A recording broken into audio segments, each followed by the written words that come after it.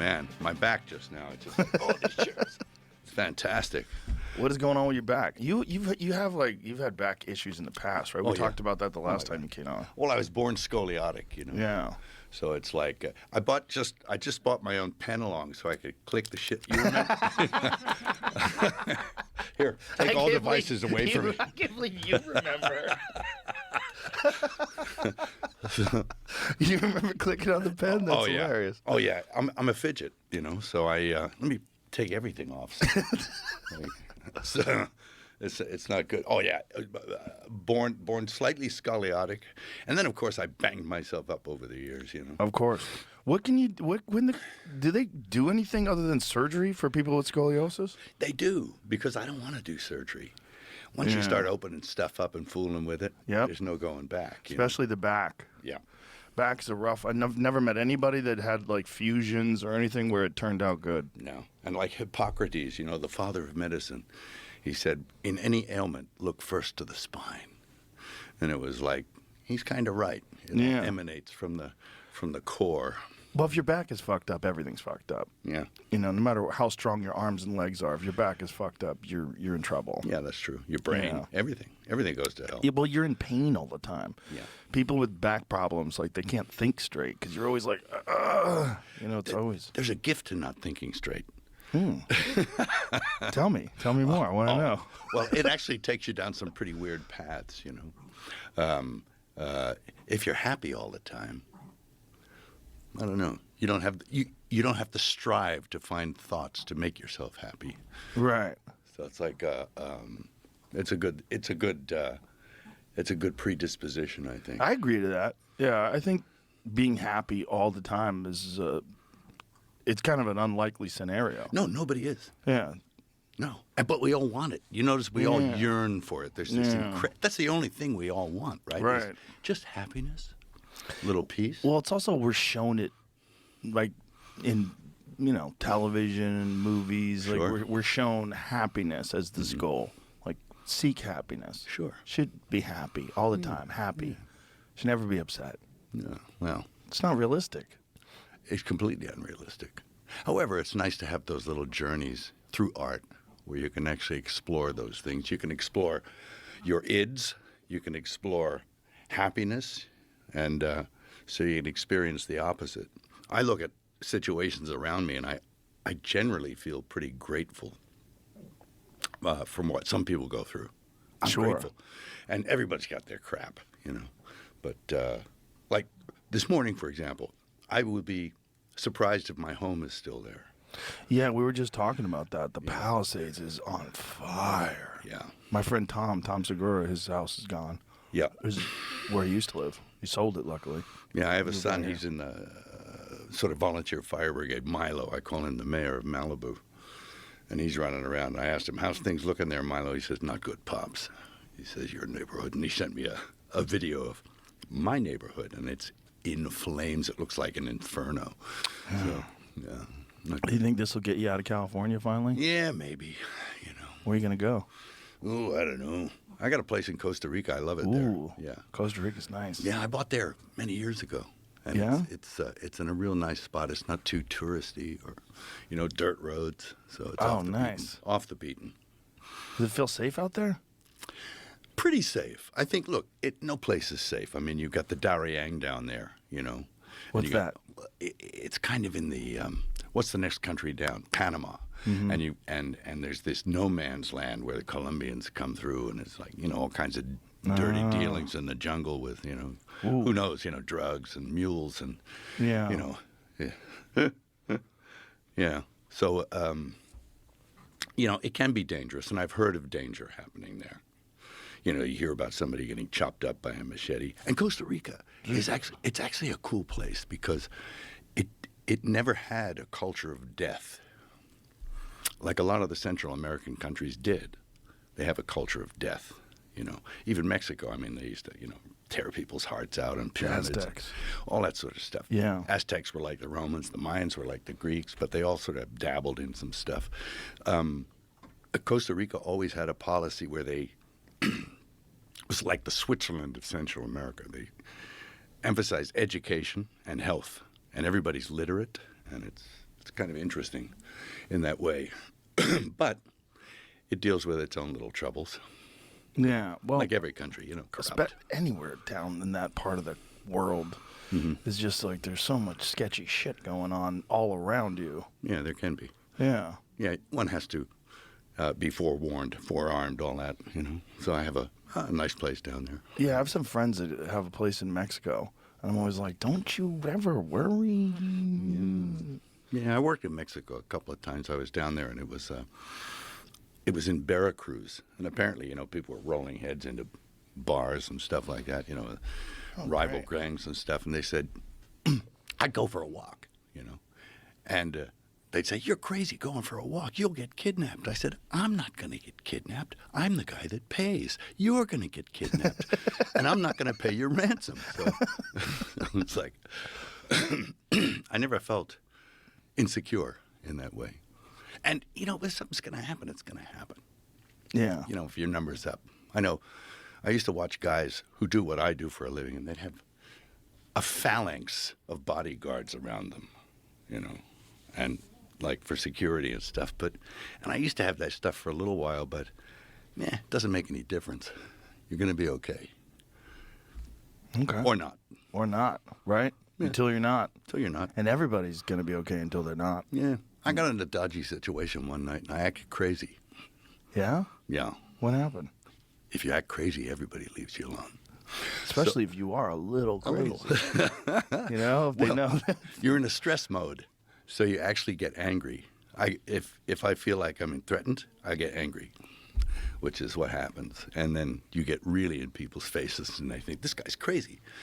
But all the old cultures thought that, like when there were people traveling across the Great Plains to go west, if you acted nuts, they'd leave you alone because they didn't want your evil spirits. Oh. So what happened with you? Oh, nothing. They left me alone. But where was this? Oh, man, I was in a bad neighborhood. It was when I first got into L.A., and I was to go to dinner with Costa Gavras. He was a Greek director. I went the wrong way. And it was before they had, phones with Right. All that stuff. So A Thomas guide. it was the Thomas guide anyway. I wasn't guided well by Thomas. I ended up in the wrong place. And then my muffler fell off. And I was driving a Mercedes, pretty nice sporty car, And I thought, and I had the wife in the car. And I pulled into a side street. The sun was going down. And as I got out of the car, I thought, I got to fix this muffler. I can't just drag it. People started coming from houses. And they came up to me, and I saw them coming in the rearview mirror. And I jumped out of the car and got in their face. And I said, what the fuck do you want? Because I felt threatened. Right. And the guy said, man, I'm just looking for some money. You got any money? So I was being mugged. And it was like, I thought, I'll think about it when I'm fucking finished, And I opened the trunk. And this is the weird part, Joe. I will never quite understand this. I opened the trunk to see what I could find to help me put the muffler back on. And sitting there, the only two things in the back of the trunk was a pair of wire cutters and a coat hanger. It's exactly what I needed, and I don't know why it was there. That's weird, isn't it?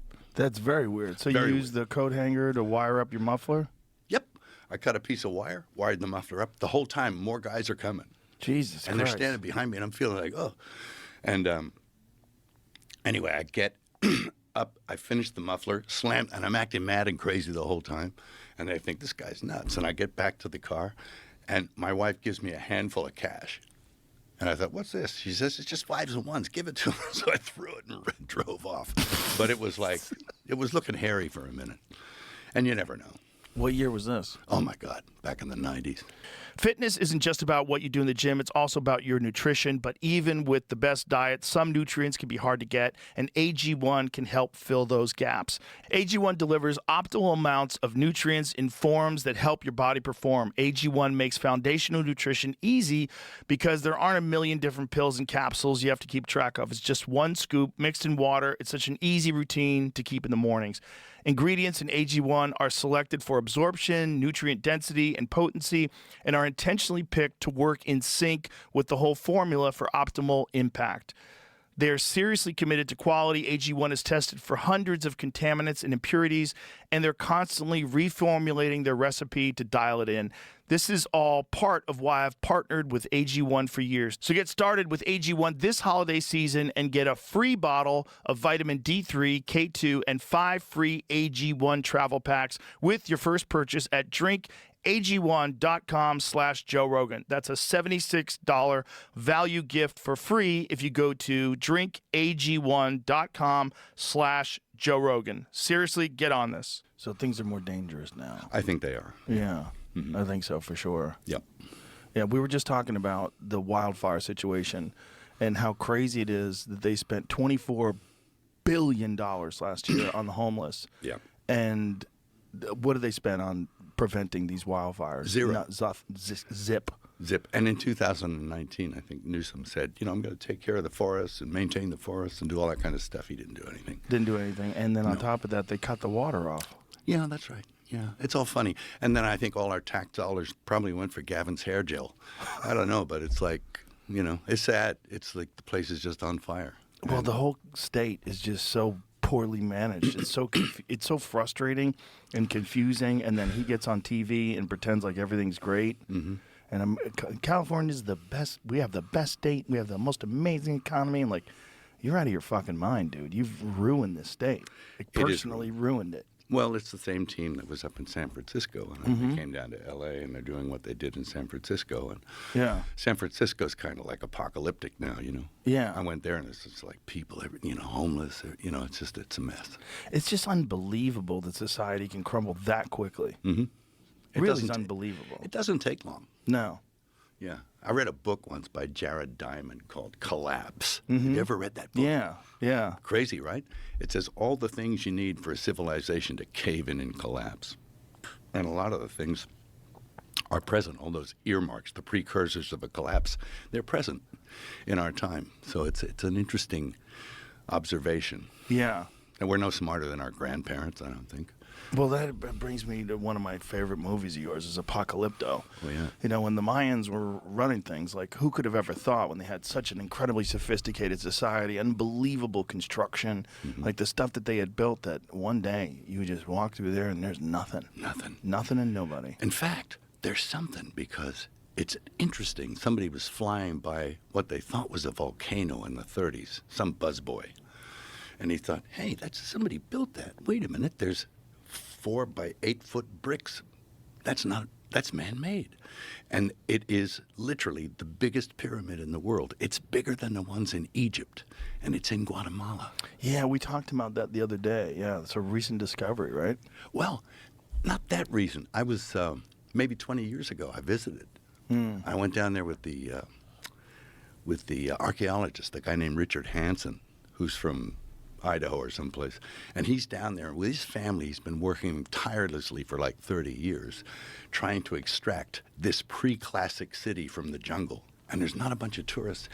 All the pyramids in Tikal would fit inside the one big pyramid in El Mirador. Really? Yeah. It's a monster. And so that tells you that the pre-classic civilization was bigger and grander and more sophisticated than the civilizations that came after it. Yeah. Pretty interesting. Well, it is unbelievable how, when the accounts of, people that visited Mexico and visited the Aztecs, what the markets looked like and how insane it was and how gorgeous it was, and then just... Yeah. Disease. Yeah, disease. Or I don't know if it was disease or what. I think the people were pretty dissatisfied. It would have been hard for Cortez, with his limited numbers, to actually take over a civilization like that unless they kind of happened upon a civilization that was pretty dissatisfied with the way things were going. Yeah. So I think they had people to help them sort of I'm rebel. Sure. Yeah. When you're making a movie like Apocalypto, that's a crazy undertaking. You're making an entire movie where there's no English in it at all, and it's a blockbuster. Yeah, it's cool. It was fun. That's one of the best movies, man. It's a fucking great movie. Well, because I think it's scary because nobody's speaking your language. And you're looking at indigenous peoples and because they're not speaking your language, you totally kind of buy it. And you can buy the horror and the primal nature of the story you want to tell. Mm-hmm. And really, it's just a series of fears, one after the other, being chased by, scary guys, or eaten by wild animals, or, hit by blow gun. It's all like a series of these things. But I think basically what I was doing was trying to talk about our time now and the civilization that we live in, and how close are we to collapse, and what are the things that lead to collapse. It's environmental stuff, it's human sacrifice. Yeah. I mean, we do that. Kinda. We do. Yeah. Yeah, we do. We just dress it up. Yep. When you find out medications are killing people and they keep prescribing them, and they do it for money, that's kind of sacrifice. When It you is. find out that wars are irresponsible, They're not just wars. not just, No. they're for money. We send our young people over there to Yeah. die, Mm-hmm. sometimes for good reasons, sometimes for not. I mean, Yeah. I love this. I love the warrior. I do. I love the warrior, but I hate the war. Yeah. And Well, we hate an unjust war. yes, absolutely. Yeah. Anyway, it's a mess, but the human sacrifice aspect is alive and well in our society, I think. It really is. It's just dressed up in a different way. Yeah. Mm-hmm. Yeah, rhetoric around it, but they've always been able to justify it. Like in Apocalypto, it was like, yeah, so the crops will be better. Hey, we'll just, Yeah, kill a few people. Yeah. And then I had all these people come out of the woodwork. Hey, we're archaeologists and scientists, and that never happened. So there's this revisionism about it, too, that it didn't happen. But there are accounts from the time where, yes, people did witness these things. And of course, I had a battery of archaeologists and scientists and professors on my own that say, yeah, well, this stuff did happen, and here's the the depictions of it in paintings and images, and so it did happen. So, When you set out to make a movie like that, like, first of all, what brings you to that? Did you get the script first? Like, was it an idea that you had in your head? it was it just came from in here, and I was working on something, and a buddy of mine said, "So what do you want to do next?" I said, man, I want to direct something, and I always want to direct a chase film. He said, "What kind of chase?" I said, "A foot chase." He said, "What?" I said, "Yeah, people chasing you. I mean, there's something kind of primal and scary about a foot chase." And I think in order to have a foot chase, you can't have a society where there's any kind of cars or anything like that. Otherwise, you have a car chase. But I want to film a foot chase like it's a car chase. And he said, "Oh." I said, "What are you thinking?" I said, "Well, I'm thinking if you go back before Columbus discovered America, and it's like people assume that Columbus discovered America and then life began." I said, "I want to know what was happening right before he got there. And I said, so I had this idea that you see all this stuff going on and there's no time period on it, and then all of a sudden you date it by the arrival of Europeans. And I thought it's kind of like the Rod Serling, Planet of the Apes ending. Yeah, yeah. It's kind of a cool ending. And he said, "Oh, wow." And he said, "Where do you think Columbus landed?" I said, "Why not? Let's look." So I looked up, and the first peoples he encountered were Mayan trading canoes off the coast of Honduras. And I thought, cool, what was happening in Honduras, And you look at these towns and pyramids and temples and stuff at that time. And then the story was born from there. And, of course, then we read the book by Jared Diamond, Collapse. I read the Mayan Bible, the Popol Vuh, and, tried to delve into what they believed and what their civilization was like. And they had concepts, as we do, of heaven and hell, of punishment or reward, It was a little different, quite a bit different, actually. In fact, when I went down to the archaeological sites at El Mirador, they dug something up. And it was like, well, what is it? And they said, we don't know. There was this carved image in the stone of this Mayan warrior drinking, and he had an ear spool. And it was like, So they dug further and further, and it went like 26 meters down. And it was the entire story of the Popol Vuh, of the twins going into hell and getting their father's head and swimming back. And it's this crazy story. And it kind of dated that book, because I think it was almost 3,000 years old, this mural, this carving. So it tells you that the story is pretty old. And they thought initially it was probably back in the 1300s, but this confirmed that it was at least 2,600 years old, something like wow. that. Yeah, so it's pretty cool. That to be there when they're digging that stuff up is mind-blowing. Well, they're missing so much of the Mayan history. It's very interesting. You want some coffee? I want some water. That's water right there. Water. They're missing so much of the Mayan history, because everybody's gone. But one of the you ever see the very bizarre carving where it looks like there's a guy who's sitting in a cockpit of a spaceship, Yes. like looking through some sort of an eye thing? Yeah, they got some weird stuff. It's like Weird. Yeah. Where there's fire underneath the chair. Like, what is that? they got dudes that look like Europeans. They have these guys with red beards and helmets and stuff. Yeah. Like that. It's like these Phoenician guys who probably traveled over there early on. Yeah. Probably maybe in the 6th century or something like that. So it wasn't that long a boat ride. So they probably went over there and made contact, and they thought they were gods or something, and then they went away again. And they said, well, wait for them to come back. And, of course, they did come back. But it didn't work out the same. No. No. No. Well, there's so many accounts of, people visiting, especially when you get into the Amazon. Sure. Oh, I don't know about the Amazon. Oh, my God. Tell me about that. Well, first of all, the Amazon used to be filled with people. Yeah. And most of the Amazon is man-made. The jungle in the Amazon I is didn't know this. agriculture. Yeah, wow. Yeah. Okay. The jungle in the Amazon, they didn't even know this until fairly recently. Mm-hmm. And they now know from flying over, they use LiDAR, which is this light-emitting I know, radar. yeah. So when they use this laser radar shit, when they fly over it, they're finding all these grids and pathways and cities in the jungle. So the jungle had consumed all these cities. I think there was millions and millions of people living in the Amazon. Yeah. And that Europeans came over, diseases, Yeah. everybody dies, jungle consumes the city. People come back 200 years later looking for it, like the lost city of Z, Yeah. like that story. You're right. Yeah. They go back to look, and there's nothing left. Yeah. Guns, germs, and steel. Yeah. Yeah. Yeah. Great. Yeah. Wow. That's fascinating. I'll have to look into that. And we're going through all those things right now: guns, germs, and steel. Oh yeah. Oh my God.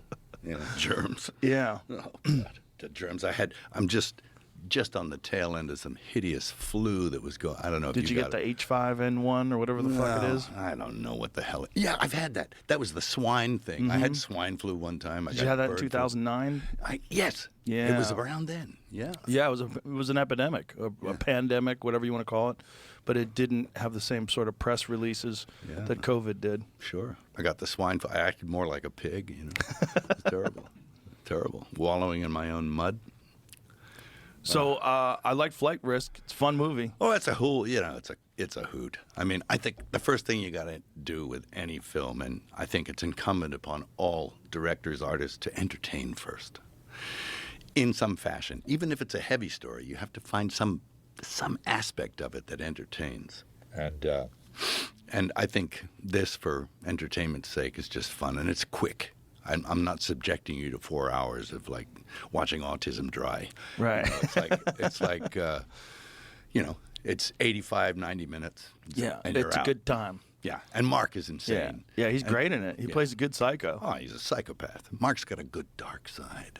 There's some dark stuff there that he was able to draw from, and every now and then he'd let it out. I can't even repeat some of the stuff he'd say. In fact, we had to cut most of it out. It was like really sick, but we hint at it. Yeah. Anyway, when you make a movie now, I mean, you've had such a career. Yeah. When you make a movie now, like what motivates you at this point in your life? Like how do you decide? Let's hit the green light on this one. yeah, there are things that speak to me, and they speak for a long time. It's I remember when I was a kid in high school, I was studying English. And they said, well, where did the English language come from?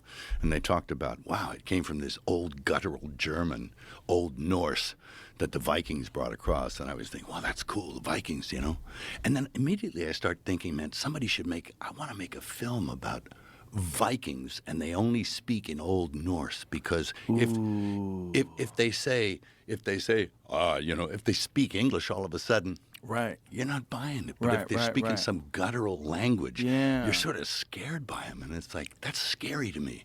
And then I said to myself, I'm 17 years old. Why am I thinking about making films about Vikings? I don't know anything about making films and not much about Vikings. So why the hell am I even thinking about that?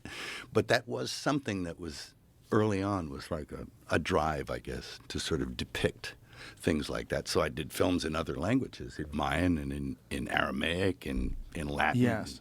So, Yeah. and there's the power to that. I noticed when I was young, I used to go and watch a lot of foreign films. And I watched French movies, right? Or German or whatever they were, Spanish. I'd watch them and I'd think, wow, the acting's great in those. And it seemed better because of the subtitles. Because Right. Yeah, yeah. more believable somehow. I don't know. Right, because you're not hearing insincerity in their voice because you don't even understand what they're saying. No. Yeah, you just feel the emotions in the words.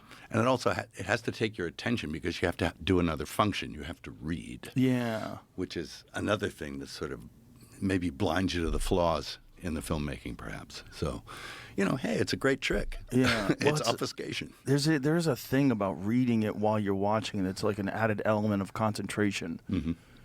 Like subtitled movies, you feel like you're a smarter person watching a movie where you're reading it as well. Yeah. And there's something about the written word that's like, it's a pretty interesting thing to throw into the mix. I know when I first started it was kind of confusing, but then I got really good at it. And I think, especially with something like The Passion that I did, the written word was very important. What up, you got all that, those books, Don the Kiken? Bible, you've got the different Gospels and stuff that Great people are name. quite familiar with. I'm Half not the sure if time, you're still they didn't here, even but need to read the I'm subtitles. playing They on, could look at it and know what here. was going on.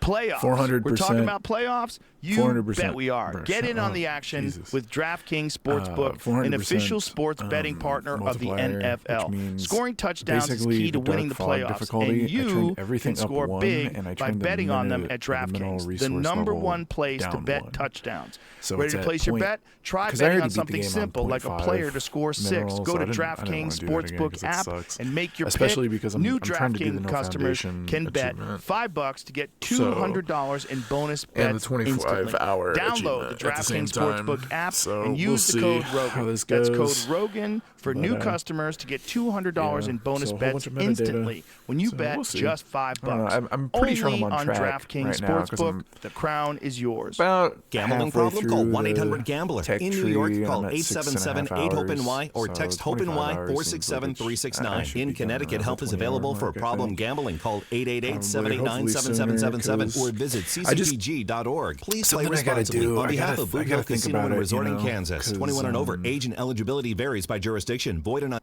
Yeah, I'm gonna pause Joe Rogan real quick. And I'm gonna unmute.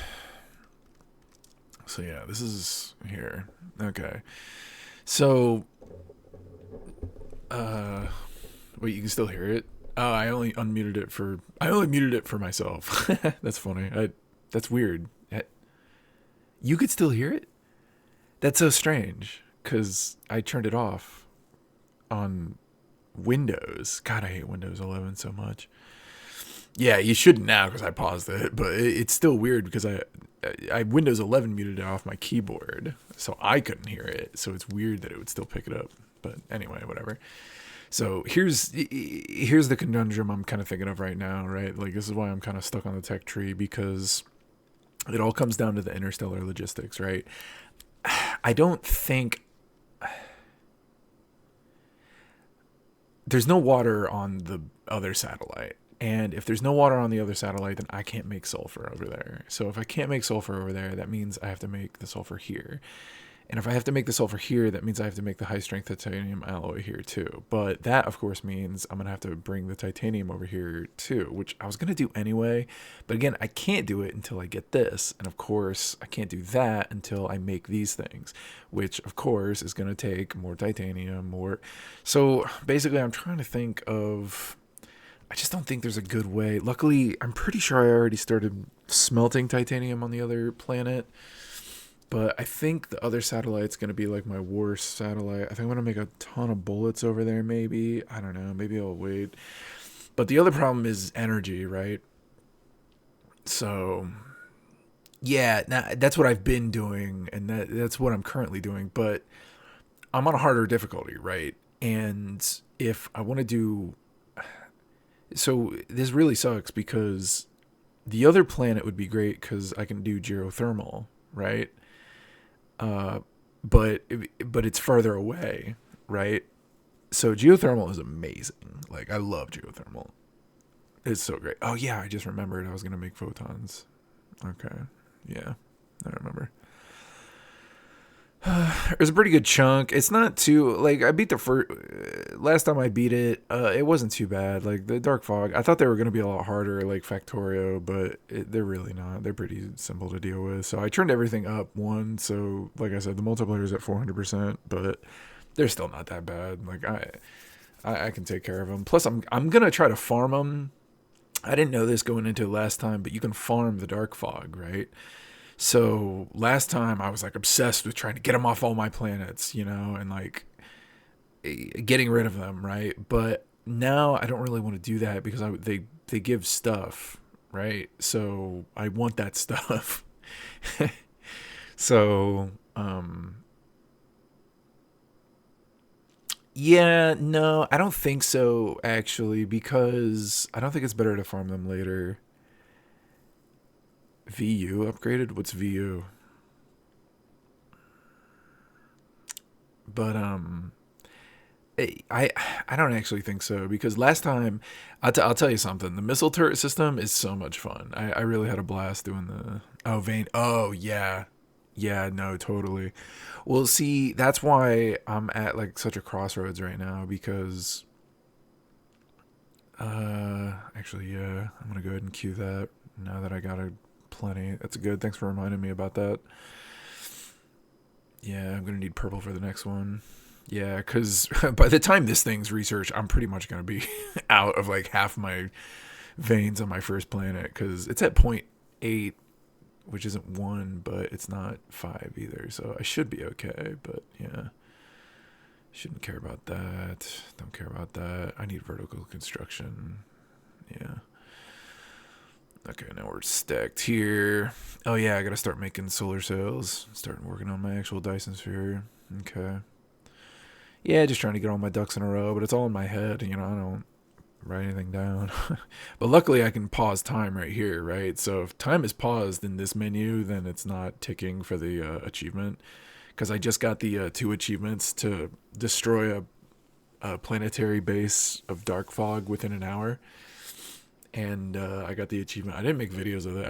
I'm kind of an idiot. I should have made videos of that, because there aren't very many. I looked it up and I saw one, and it was like, he edited the video so you don't even see that he does it, right? So I'm like, bro, you probably modded it. Like, he was even talking about like turning off mods, and I'm like, well, why would you edit the video? Like, oh yeah, I got the achievement, guys. It's like, bro, you didn't even show how you got the achievement. You just skipped like all of the middle part of like creating your base. Like, you could have used metadata, and we won't know because you edited the video. So, oh hey, look, cool. I didn't know I could move stuff over here. So yeah, I should save. Dude, I love these little logistic spots so much. They're so great. They make everything so nice. So yeah, so I'm just gonna keep talking to you to kind of get my ducks in a row here. So I'm not gonna worry about this stuff. I am gonna worry about this stuff. So let's see. Solar collection. Oh, you know what? I should make solar panels on my second planet. Yeah. How much is that? Let's see. 360. How much are these? Wait. Power. 300 kilowatts. Wait, a wind turbine is 300 kilowatts. Solar collection is only 360. It's only 60. So I'm using 10 silicon for 60 more kilowatts. No, I'm not doing that. I'm not using that much silicon for 60 extra kilowatts. No way. There's no way. especially because I don't even think. What's the wind over here? Solar energy, yeah. The wind is even at 110%, and the solar is even like -1. So yeah, we're not doing that. I'm definitely not doing solar. I'm not wasting precious silicon, on 60 extra kilowatts. That's not happening. No, we're definitely not doing solar. I'm just gonna make a ton of windy boys. Actually, maybe I should set up a wind turbine farm. Actually, just make a bunch of wind turbines. Because maybe you'll know this. If I have a jammer tower, right, or a signal tower, they all go to the signal tower no matter where it is, right? Where is it? Yeah, the signal tower on the planet. So yeah, wind is just busted. I know, it's so easy to make, and it's like 300 kilowatts. Like, plus you can build. Like, I'm not doing foundations, so I can build all my wind over the oceans, which I've already done on this planet, of course, which is super great. So, but yeah, so the signal tower, they'll all just go to the signal tower, right? Because that's what they've been doing on this planet so far. Although they kind of like, I think though, is if where they're coming from, right? If there are buildings on the way, they'll attack the buildings on the way, right? So you have to like kind of make the signal tower a little closer to the bases that they make. I think that's the main problem there. Let's see. I got super magnetic field generators. That's good. I got those, making those. Oh, satellite. Oh, yeah. Yeah, satellite substations are great. Okay. But in order to make that, I'm going to make... Oh, yeah, I'm going to need these. And these take titanium, of course, and silicon. And, oh, God. See, the problem with this seed, though, is my gas giant gives hydrogen and deuterium, not fire ice, which kind of blows because fire ice is great when making the carbon nanotubes. So I'm definitely going to get bottlenecked on the carbon nanotubes, especially with these. Yeah. Plus they take titanium. Yeah.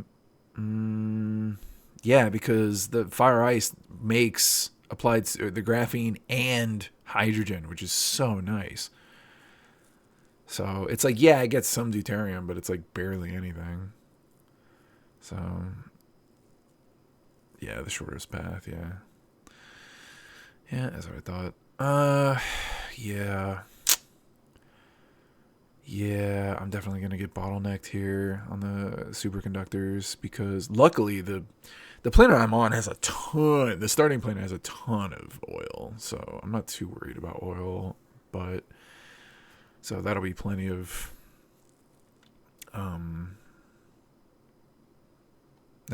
sulfur. So I won't be too upset about that. Yeah. Oh yeah. I'm about to show it to you, but I'm just trying to like. I don't want. I want to be in the tech tree because time won't pass. Right? Like, see, I'll show you. Like, see, we're still at 633. So this number right here is the big one because, like I said, I'm trying to beat the game in under 25 hours. The only way to do it in under 10, I'm pretty sure, is to use a ton of metadata, which is why I got the multiplier to 400%. So even though I've already beat the game like 3 times, I probably have enough to do it in 10, but I figured I'd do the 25 first and do the now foundation thing and then see where we go from there. Yeah, no fog. Did you have metadata? Wait, so yeah, did you have metadata to do the 10-hour thing? Or did you like copy paste blueprints? Because it's kind of no metadata. So you had to have copy pasted blueprints then, right? Like you didn't, because that. Yeah. Okay. Yeah. So still, yeah. If you made your own malls and buses, then yeah. Because it'd be insane trying to do 10 hours on blind or no blueprint. But that's still pretty impressive. That's still actually really impressive. Did you do it unlimited veins? Because I would. screw the little vein bit. But yeah, that's actually crazy to be able to do that because you're speedrunning the game literally. Yeah. Okay. Let's pause time again. Okay, so I've been talking to you, so I'm kind of scatterbrained right now. So I gotta go back. All right, I definitely have. Okay, I'm going to the next. I'm going to the other planet, but what do I need on the other planet? I'm gonna need ammo. I should just start making ammo on the other planet with the copper. I might need more single towers. I'll need more guns. I'll need more wind energy. Because I'm going to need an interstellar logistics station over there, which should be easy. So this uses sulfur, steel. I'll bring the titanium. I'll bring a ton of as much titanium as I can over. Oh, but I'm going to need... There. Okay. See, this was screwing me over because I didn't have this unlocked until just recently, until just now. So I'm going to have to start making magnetic particle traps. But my graphene and my engines are so far apart. So I should use... I'm so bad at using blueprints and making blueprints. I do sometimes, but like, I don't know. I should make them in another game and then copy paste them into this one, but whatever.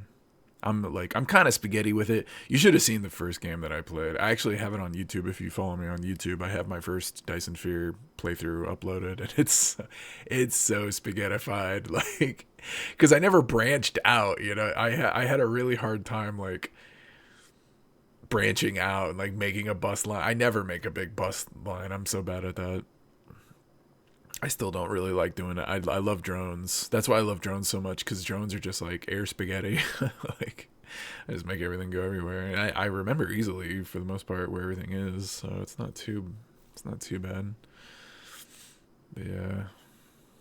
Oh yeah, did you do that in Satisfactory? If you look at my YouTube, I just beat Satisfactory last year, so that was awesome. I had such a blast doing that. I started playing through it a second time too, but then you just start to get overwhelmed. You're like, it's all the same stuff, you know. So, but yeah, in Satisfactory, like, yeah, the black box is funny, especially in Satisfactory. That always cracks me up. I can't do that shit. I honestly, I hate it. Like, I get it, but me personally, it's just I don't like it because I don't know. I like to have big open factories, not like black box mom buses. Like, I get it. I just, I don't know.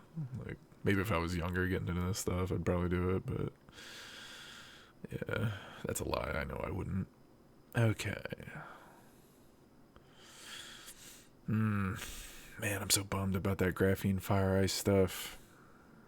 But luckily I've been making a bunch of these already because I knew I would need them.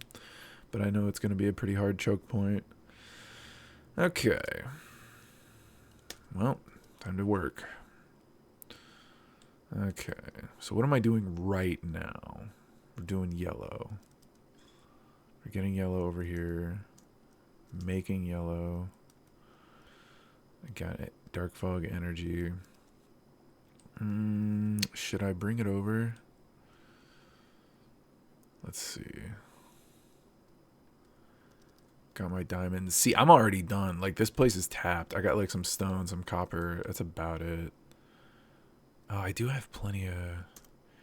You know what? Actually, maybe I should make some... I think I can make magnetic drives over here. Because these just take... No... Because now I'll need iron and gears. Man, I hate these electric motors. Like, such a pain in the ass. They use so much iron, you know? Like, you need 2 iron bars, plus you need bars for the gears, plus you need just iron ore for the magnets. Then you need the copper for them, right? And then you need more magnets with the drive. And then you need even more magnets. And graphene. Ugh, such a pain in the ass. Yeah. Whatever. I'm just going to hurry up and go grab some iron or some titanium. Because I know I'll definitely need that.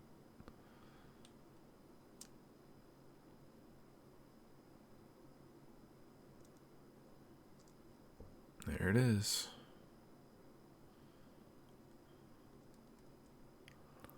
Oh, shit. Oh, god damn it. Oh, what am I doing? Oh, fuck.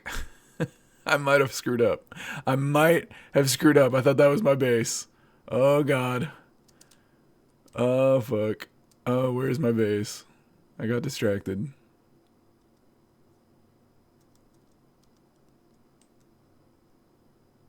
Dude, where are my drones? They're all dead? Bro, where's my fucking base?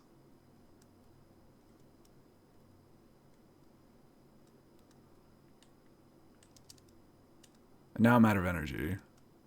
Awesome.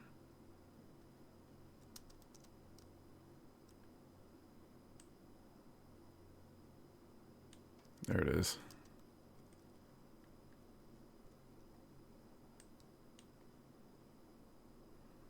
Man, that was bad.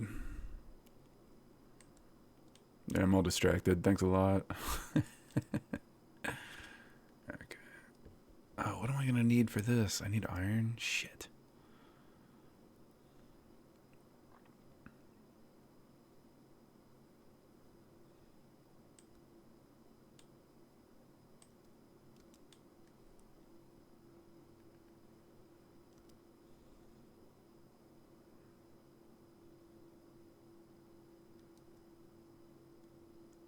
Okay, there's iron.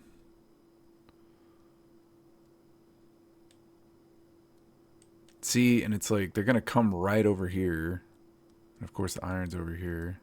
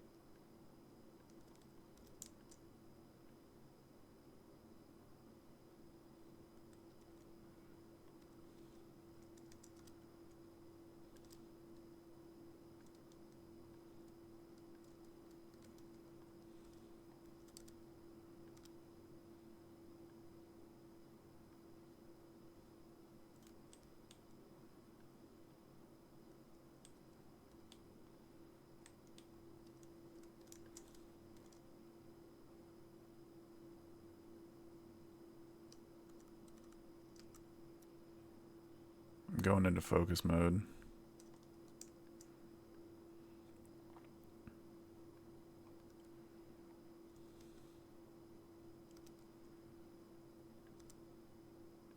Shit, I'm gonna need stones.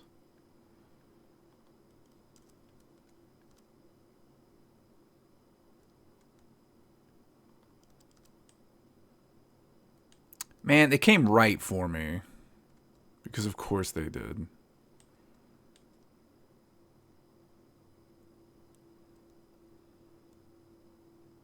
Luckily they're just base 1, so it's not that big a deal.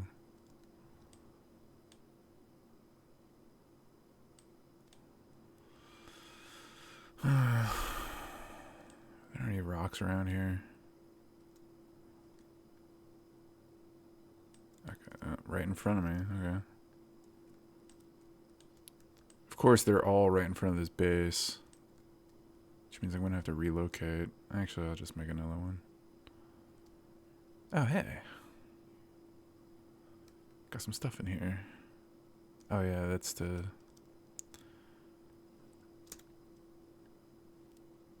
repurpose. Alright, I'm gonna keep listening to the Joe Rogan podcast while I focus on here. I gotta focus up. Thanks for coming and following, bro. I appreciate that.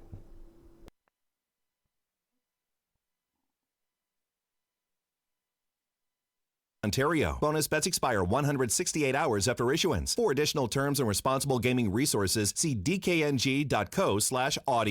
That was a crazy movie because it was a great movie, but Yeah. it seemed like there was resistance to that movie, Oh yeah, no, there was. which I thought was very strange. There was like Hollywood resistance to that movie. Like people didn't like that you were making it. It seemed no, like. yeah, there was a lot of opposition to it, and I don't know. I think if you ever hit on that subject matter, you're gonna get people going, because Of course.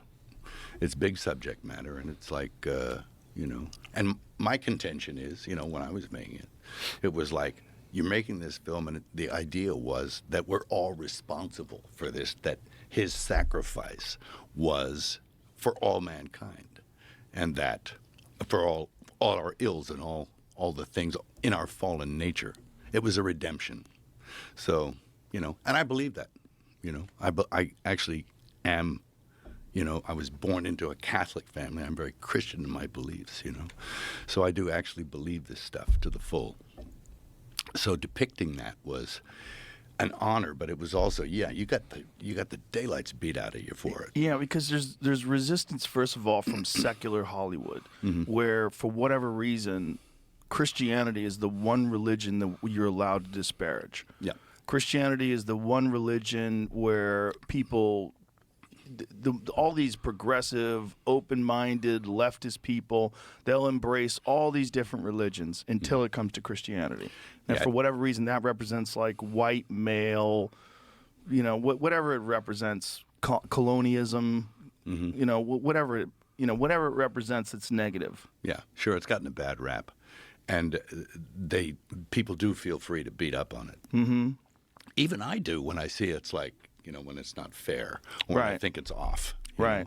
Like, when they appoint some cardinal in some diocese, and he's been covering up for like people who are child molesters. Yes. Or, like Theodore McCarrick or Cardinal Wuerl or those kind of guys. I mean, Or the Pope, yes, Yeah. absolutely. I'm not- Benedict. Oh, not Benny. Well, he was covering up, but like, Yeah. so is the guy now. Is he really? Well, yeah.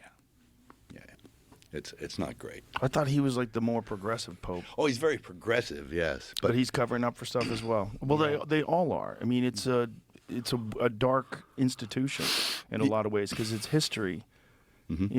well, the institution, it was instituted by Christ, but that doesn't mean that it can't be flawed. And there's a school of thought that says it isn't what it purports to be anymore. It's moved away from what it was intended to be and what it is. Almost, there's a guy called Bishop Vigano who says it's a counterfeit parallel church, and it's running an entirely different religion. I actually don't adhere to a post-conciliar church. I adhere. Can you define what that means? Okay. There was an event that happened in the 60s. First, there was an event in the Vatican where they elected John the 23rd Pope, right, in 1958. I was 2 years old, right? He was elected, and it was a very funny thing that happened in the conclave. Usually there's white and black smoke that goes out of the chimneys to tell you, we have a pope, habemus papam, and the white smoke came out. And everybody cheered, and they went crazy. And then about a half an hour later, black smoke came out. That never in history has that happened, that the white smoke came out, and then the black smoke came So out. white smoke means we found a new pope. Black smoke means no pope. That's right. They'd have votes, or there'd be one reason or another. They'd have a round in the conclave, and black smoke would come out many times maybe. Maybe it would take 2 weeks. But never was it known that white smoke came out, then black smoke came out. So what was the scenario? That somebody was elected, and that maybe something else happened, and he was pushed aside and someone else was put in. So it was Power struggle. some kind of power struggle. And, of course, the man who came out was a man called Angelo Roncalli, and he was John the 23rd. Now, it's interesting to note that never had a pope taken the name of another pope ever before in history. But this man took the name of a known anti-pope from the 15th century, that Cosimo de' Medici put in there as his own man. I'll get you in the chair, and then everything will be rosy. Everything will go good for business. Whatever he was putting him in there for, some corrupt reason. But and there have been corrupt men in that place before. I mean, there's Alexander VI and Julius II and Sixtus IV. I mean, some of these guys are, they're not saints. So he took the name of a known anti-pope from the 5th century who actually said, yes, I'm an anti-pope. Sorry, I'm not the right guy, because there was more than one, and he confessed to being, and he wanted to, square things with the Almighty, I guess, so he confessed to being an anti-pope. And so he took the same name as that guy, John the 23rd. So it's interesting, don't you think? I mean, why would he do that? Well, whenever you have that kind of power, like I'm sure you've been to the Vatican, right? Yeah. It's stunning. Yes, it's huge. It's so crazy. When you're walking around, you see just the massive amount, just the dollar value in the art that they possess. Yeah. It's fucking insane. It's crazy. Yeah. And, it's a very small country. It's a country. Yeah, it's a country inside of a small city. Yeah. Because Rome's not the biggest city. No. And then it's got a country inside the city Yeah. with walls around it. Sure. And you can't extradite people. Yeah. Pretty weird. How convenient. Yeah. Even Ratzinger, he didn't drive from the Vatican to the other place. He flew. Ooh. And it was only a little while, because who knows why. I don't know. Well, he was wanted. Yes. Yeah, I mean, he had done, one of the things that he had done was he had moved a priest that had molested 100 kids, and he moved him to some new place where he molested deaf kids. Yeah. Yeah. Boy. Yeah. Yeah. I know. That's the dirtiest, most evil practice that the Catholic Church has been accused of. I think so, and many institutions as well. Yeah. But that is a very bad one, and I think it's all part and parcel of the same corruption that crept in. And when you asked what's the difference between pre-Vatican II, so Vatican II happened, and of course they took the church and they reformed it, and they changed things in it, and it didn't necessarily agree with everything that went before it. Mm. And up to that point, yeah, you could find it agreed with itself. But all of a sudden, you got something else, to the point where now, I mean, we got a pope that brought a South American idol into the church to worship. Really? He did. The Pachamama.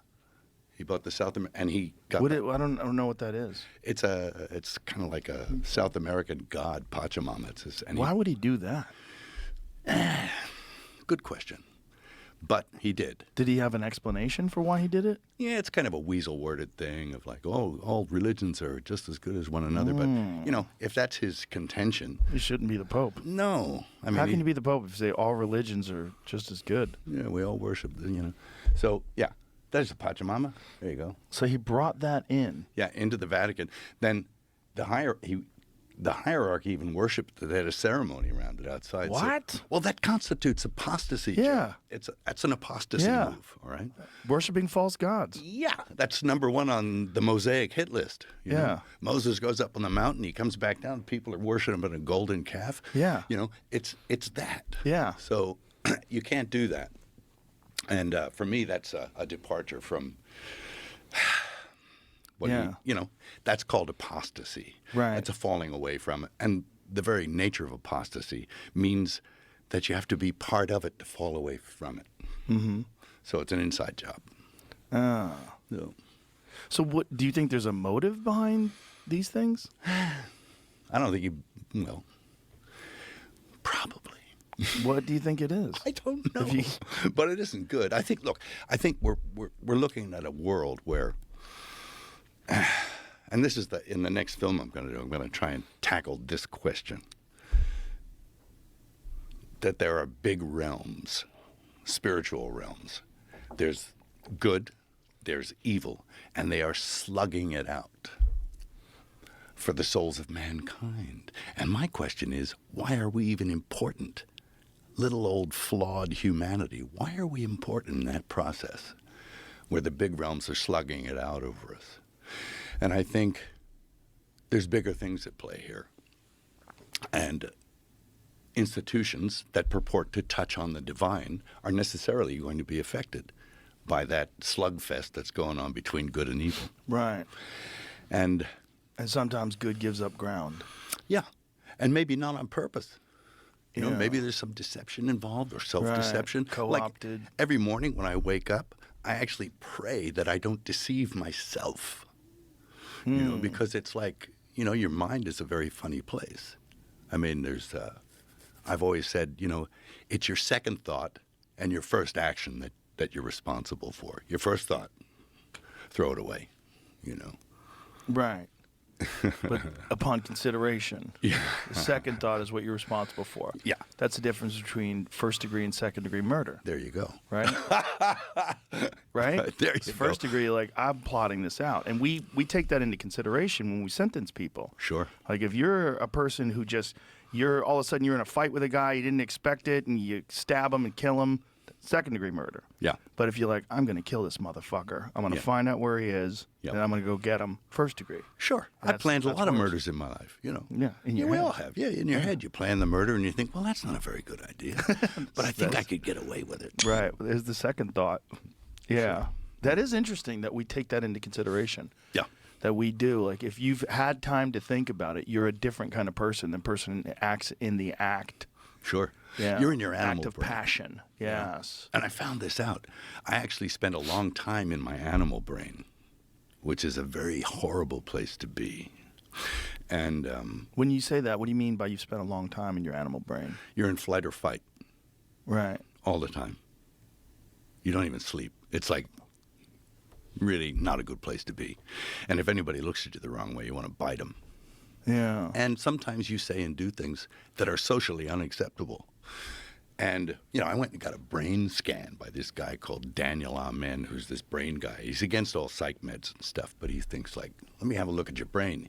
And he put a radioactive tracer in me Whoa.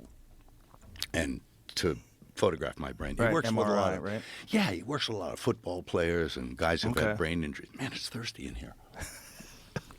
But so he looked at my brain and he was like, and he opens the file and I'm in there with the guy and he looks up and he goes, "Are you okay?"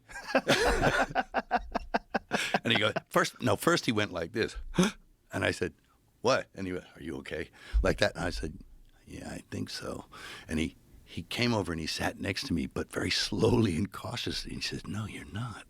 And I said, "What do you mean?" He says, "You got the worst case of PTSD I have ever seen." And I said, "You mean like even worse than guys in war and shit like that?" And he goes, "Yeah." And he says, "You're not okay." Jesus Christ. And I was like, I started to well up, you know, like, no, I'm not. You know, it's like, Oh, boy. and it was, he had a very miraculous and great remedy for it, which was to eat a bunch of fish oil, vitamin B complex, and get into a hyperbaric chamber for 40 sessions. But make sure you do at least 2 or 3 a week. It fixed my head. Really? Yeah, it got me out of that wacky place, you know? So it was something to do with nutrition and oxygen and Yeah. And your brain is neuroplasticity. He explained neuroplasticity to me and how, okay, you could get brain damage and like holes in your head and all, you know, concussion. I used to play rugby. You know, and I've been knocked out on the field a couple of times, you know. That explains a lot. You know. Yeah. And so it actually, you can actually heal the holes in your head. It looked like Swiss cheese in there. It's like horrible. There's a lot of these football players get like that too. The poor guys. I mean, they get depressed and they. Oh, yeah. You know. Oh yeah. Hormonal imbalance, pituitary glands fucked up. Oh yeah. Yeah, Not- absolutely. yeah, not producing testosterone or human growth hormone correctly. That's correct. Yeah, depression, low energy, Yep. irritability. Irritability. You want to kill somebody. You know, it's like terrible. Yeah. Thing, you know. And it's just not socially acceptable. Plus, I don't want to go to prison. Yeah. So- Well, the rugby, I bet that's a giant factor. Yeah, I played from like 13 to probably in my late teens, and you get knocked around a little. 100%. Yeah. Yeah, there's no ifs, ands, or buts about that. No helmet, no, you know. Well, people don't realize, like, even shots to the chest cause brain damage. Oh yeah, Yeah, that's what people are realizing now. Yeah, sure. I mean, and like I'm addicted to the UFC, right? I love it. But I know that these guys are, I feel kind of sorry for them. I do as well. Yeah. And one of the guys, I knew one of the guys fairly well. And usually I'm pretty immune to but he was in there and he was fighting against Volkanovski. It was Brian Ortega. And he was getting his ass handed to him in one fight. He almost got him a couple of times, but Yeah, he almost submitted him twice. Yeah, I know. But because I knew Brian, it was like my son was in there. Right. I almost started crying. I was Yeah. and it got to me. I was like, I should probably feel like this about all these guys, but I don't know them as well. It becomes a problem for me when I'm friends with a guy, and Yep. then also I see when they're on the tail end of their career and they can't take shots anymore. And then when you talk to them, you recognize the speech patterns are slurring. Mm-hmm. Yeah. Yeah, I met Muhammad Ali when he was in a chair, Oof. And man, I don't know if I could even tell this story. What he said was so funny. But he was still in there, and he was still a little devil. And he was like, and he was still fucking with people. Of course. But it was like, I can't tell this story. You can't? No, man. Okay. Well, Yeah. Footnote it. Tell me later. I'll tell you later. It is funny. But it was my assistant, is what he said to my assistant. It was like so funny. And then he said it, and we all were like, whoa. And then I looked at him, and he was just laughing. He was laughing his ass off. So he was still all in there, but it was hard. I guess he had the damage of being punched. Yeah, trauma-related Parkinson's disease. Yes. Very common for Oh, fighters. my God. Oh, no. Yeah. Yeah. It's not good. No. I got knocked out when I was in a fight when I was like 20, and it was like knocked out, like out, and it was I woke up in the hospital. Not good. No. Well, a few of those will explain a lot. Yes, it does. Yeah. And we didn't know that, back then. That's why it always drives me crazy in a movie when someone gets hit over the head with a gun and knocked out, and then 5 minutes later they're fighting and they're fine. It's Or like, shot in the Yeah. arm. They're gonna kill you. That always makes me laugh too. But we used to do it. well, We you used to kind of do it. have to, right? Yeah. It's like Yeah. part of the whole thing of telling a movie. You got to. Sure. I mean, Suspension of disbelief. Michelle Docker even brains Mark Wahlberg with a fire extinguisher Yeah. at one point. It's Yeah. he's back. Brains him, shoots him. Oh yeah. It's He's a lot. cockroach. You can't kill him. It takes a lot more. You'll find out. Yeah. But people used to think that concussions are just something you recover from. Like, no big deal. You get a Yeah. concussion, take a break for a little while, you'll be fine. You might not be fine. No, you're not. Yeah. I got a concussion at my daughter's wedding. This is really weird, okay? So she's getting married a great guy. They got a great family. And a buddy of mine from Australia comes to the wedding. And he goes, he comes up, and I go to hug him. And he ducks down, and he comes up, and he puts his shoulder into the point of my chin. The guy weighs 240. And he puts his shoulder into the point of my chin and knocks me the fuck out. Jesus Christ. And I'm like, and like for the next 4 months, I'm messed up. I have to get like a guy to work cranial, sacral, fix me up and stuff like that. It Jesus, really messed me up. fucking Australians. Yeah, there you go. Wild folk. Worse than Germans. Yeah, They're just wild ex-prisoners. yeah. Wild prisoner of Mother England. Yeah. Yeah. Anyway, So this story that you want to tell about good and evil, like, do you have a script, or is it just yeah. a thing in your head? What is it? yeah, it's the resurrection story, Ah. but it's not linear, because you can't really.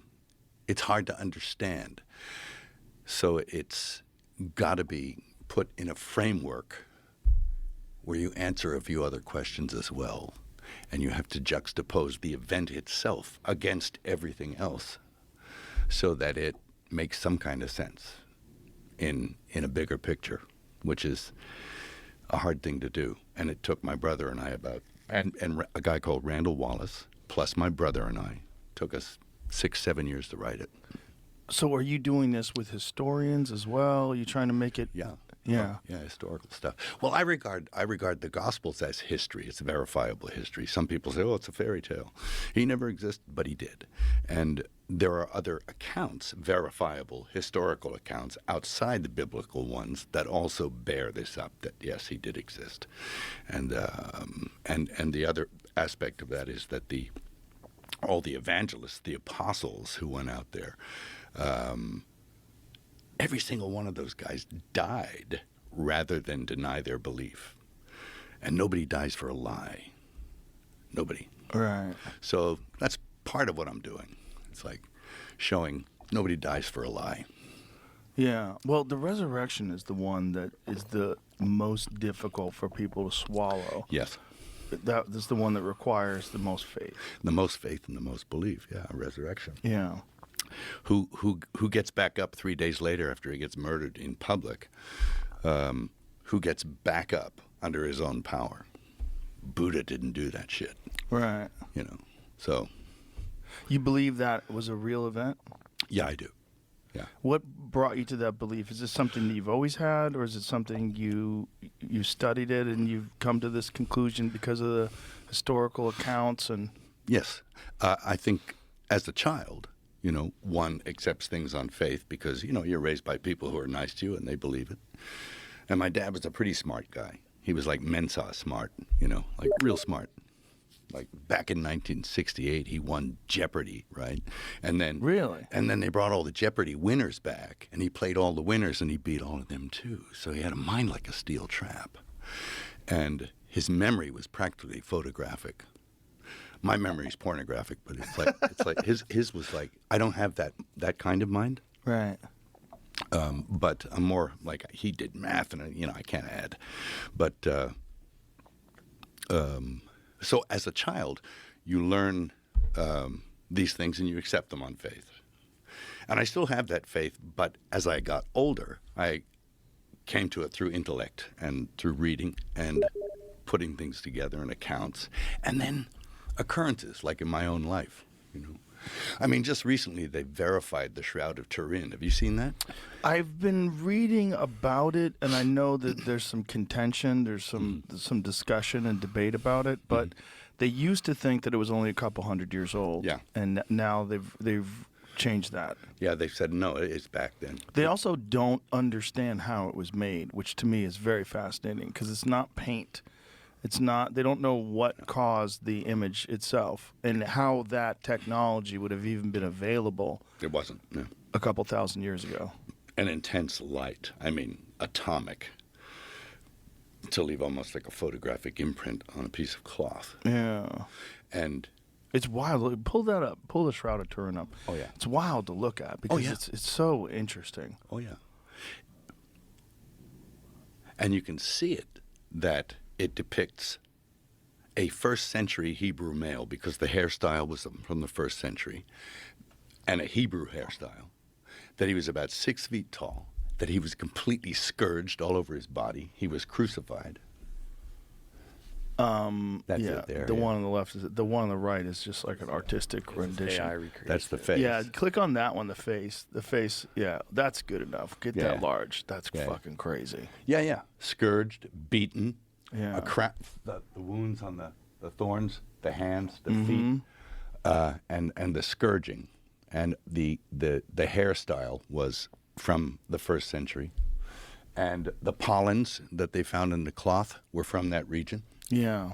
Also, the weave was a first century weave that was typical, and another guy, an archaeologist who I knew, who actually translated the Passion into Aramaic, told me that if you look close, you can see the image of a Tiberius coin marks on the eyes. Now, I don't know if that's real or not. I've never actually checked that, but that there's images of Tiberius on the coin. So they would put the coins over the eyes?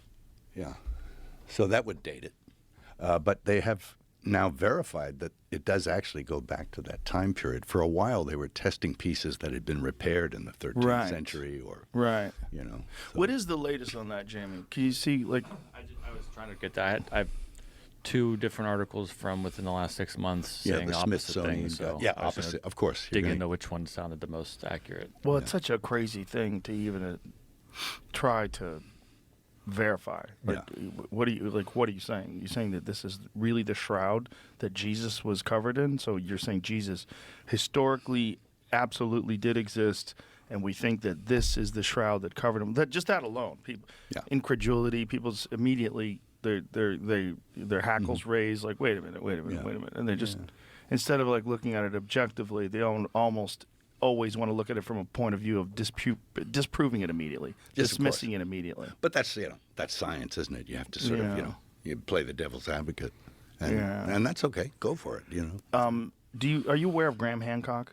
Oh no. Graham Hancock is he's sort of a historian that has a very he's got a series on Netflix. He's a fascinating guy, and his career started because he was investigating these accounts in Ethiopia of the Ark of the Covenant. Right. And that they believe the Ark of the Covenant is in this one church that's protected by all these monks that wind up getting cataracts and radiation disease and sickness. And they think that it's because they're protecting this Ark of the Covenant, this actual thing, that it's an actual physical thing that's there. And if you touch it, you get zapped. Yeah, and that even being in its presence fucks these people up. Maybe. Who knows? I mean, it's got to be someplace, right? They buried it. They lost track of it. Yeah. But, man, it used to be. And all the stories are if you even touched it, you fall over, because it was constructed electrically somehow. Yeah, like what is that? What's in there? And why is it giving people cancer if they're really protecting it? I think it's the actual structure of the container it's in that is the problem. That's my thought on it. I could be wrong. But I think inside it they have things from like when Moses was like manna and, stuff like that they managed to keep from, like, for example, they say that that Golgotha, the place where the crucifixion happened, it's called Golgotha, the place of the skull, because that's where Adam's head is buried. Really? Yes, and that it's also perhaps the same place, and it tells you it's kind of in the same area where Abraham almost sacrifices Isaac. Oh. So it's interesting. Yeah. And it's and the cross, when in any artistic depiction, at the foot of the cross, underneath it is the skull, representing the skull of Adam. Huh. So it's interesting. Yeah, there it is. Yeah. That's the skull of Adam, huh? Yep. Wow. Place of the skull, memory, myth, in the chapel of Adam. What did you find on the Shroud of Turin, Jamie? Both those articles just asked like one person. Like one researcher thought it was, another researcher, based off of their research, said it wasn't. Can you put it to the one that thought it was? So the one who thought it was is like a Does date to nuclear the time of researcher. Jesus. A nuclear researcher, Jesus The Christ. other one was like a AI artist from Brazil. Yeah. So I don't know who has the most. So it says, study Skin published in the in the journal Heritage. The authors conducted dating work on a sample from the shroud, coming to the conclusion that it may be a 2,000-year-old relic. The shroud, which has long been the subject of intense scrutiny, features a faint image of a man some believe is the body of Jesus miraculously imprinted onto the cloth. While the latest study does not discuss the question of whether or not the artifact was indeed Jesus' burial shroud, specifically, the authors did find its age is roughly consistent with his time. Oh. Yeah. I think, isn't the Smithsonian guy all for it? I don't know. Maybe that's him. I don't know. But, yeah. There's for and against. There's always been. Yeah, always. But it's just... But the image is like, yeah, it's pretty crazy. Yeah. Whatever it is pretty crazy. And the fact that they don't know how they made it is also pretty crazy. Yeah. It's not a painting. Nope. And then not exactly sure how No. it even came about. Yeah. It had to have been some kind of intense light. Well, the thought was that even trying to replicate something like that today would be incredibly difficult to do. Sure. It's like an X-ray vision. Yeah. It's like an X-ray. That's what you really see it in the negative only. Right. It's right. crazy. It's like a negative. Yeah. Yeah. Hey, I buy it, but that's not the only reason I buy it. I mean, I think there's other logical reasons why I believe. So, Like, what are those? oh, okay. Stuff that happens in your own life.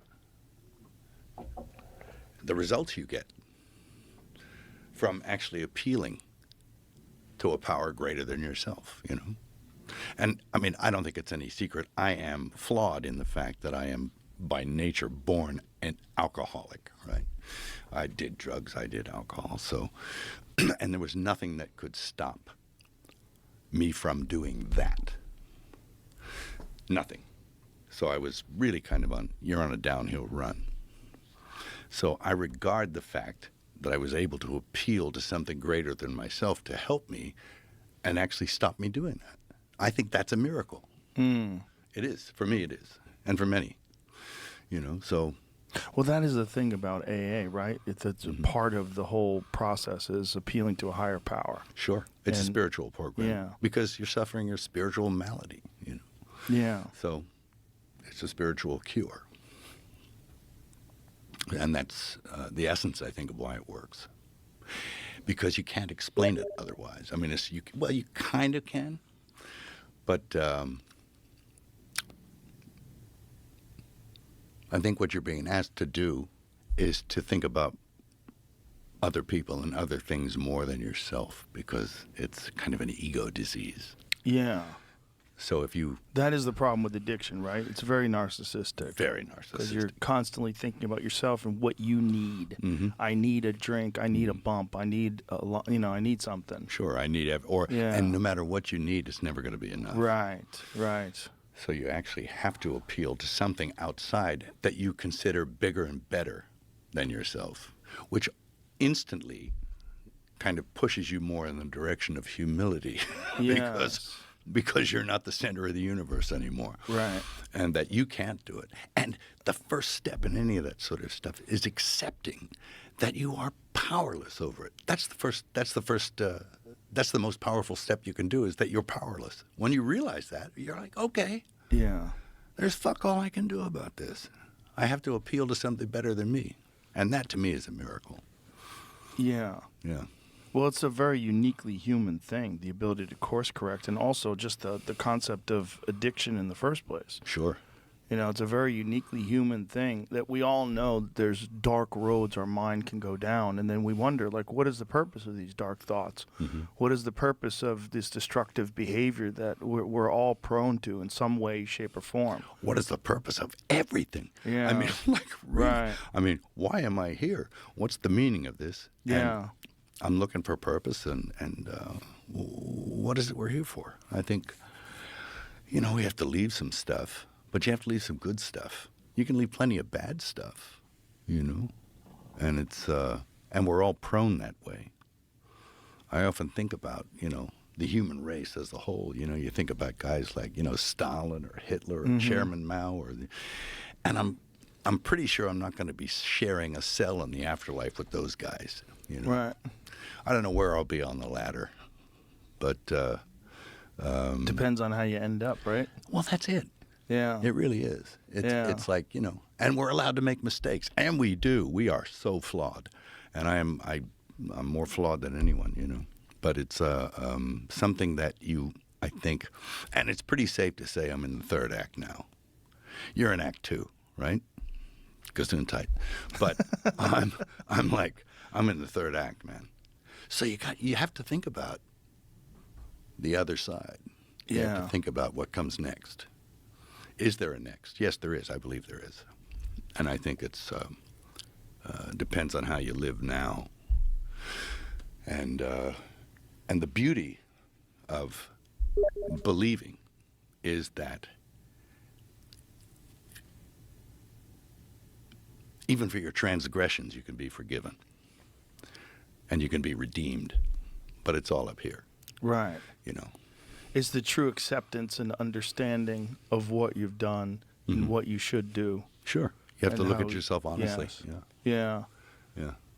Absolutely honestly. You have to be able to accuse yourself and understand that it's a great deal of mercy involved in the fact that I believe that God sent his son down to tell us, okay, I'm going to ransom you people from your fallen nature, and I'll give you a roadmap on how to do it. And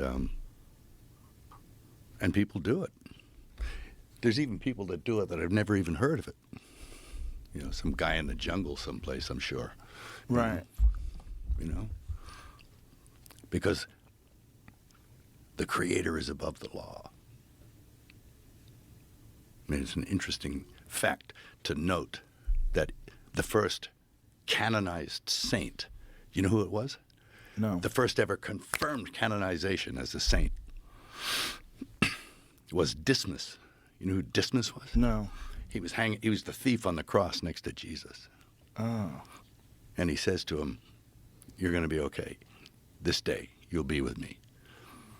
Unbaptized, criminal, all that stuff. So Wow. the lawmaker is above the law. So there's a lot of mercy.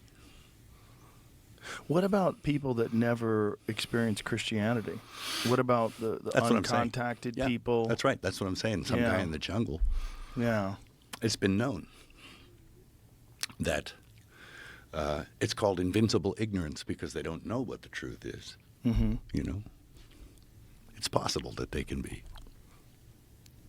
saved as well. You know. So, what are your thoughts on evolution? Wow.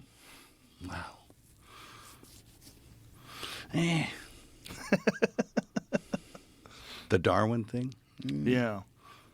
I don't really go for it. No? Yeah. Ice Age, dinosaurs, you know.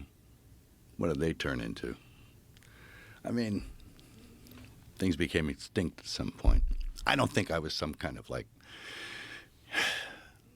you know, legless thing that crawled out of the ocean. I don't think I came from that. I think I was created. Do you think other things were legless things that came out of the ocean? Do you think like multi-celled organisms came out of single-celled organisms and there was some sort of a natural selection and random mutation and it led to everything else but us? Sure, look at gain of function. Right. You can make stuff happen. And I'm sure stuff did happen. But I think it's all part of creation. I think it's all ordered. I think anything left to itself without some kind of intelligence behind it will devolve into chaos. And so that there has to be some big intelligence that orchestrates everything. Not that we don't have chaos in the world, but I think that's our own making. But what do you think separates us from all the other creatures? Wow. I think we have a soul. We're created with a soul. And, you know, I went to a restaurant last night. It was a steakhouse in Austin. And it was interesting because all the pictures on the wall are pictures of animals that look resentful, like cows and steers staring at you, looking angry as you rip into a steak. But I just believe we are higher than those creatures because we have a soul, we have an intellect above theirs, and we aspire to higher things. We have aspirations. Right. And you know, this is part of why people drink and smoke and do dope and all this kind of stuff is because they're looking for a spiritual experience. They're looking for, like they actually call alcohol spirits. I mean, right. They're looking for something higher. And I think we all have that yearning in that we want to be happy and we want to be at peace and we want everything to be hunky-dory. So there's this yearning inbuilt in all of us for that, to aspire to something greater. And that's why we're inspired by stories, I think, because it's like, you know, hero stories. You know, Joseph Campbell's stuff, The Hero with 1,000 Faces and stuff. It's like these stories inspire us. I was at a party the other day in Tennessee, and you think, Tennessee, what's going to happen there? It's going to be squeal like a pig. No. Man, there's some people live in Tennessee. Sure. But like amazing people. And I found myself in a conversation with 4 tier 1 dudes, all of who did something extraordinary.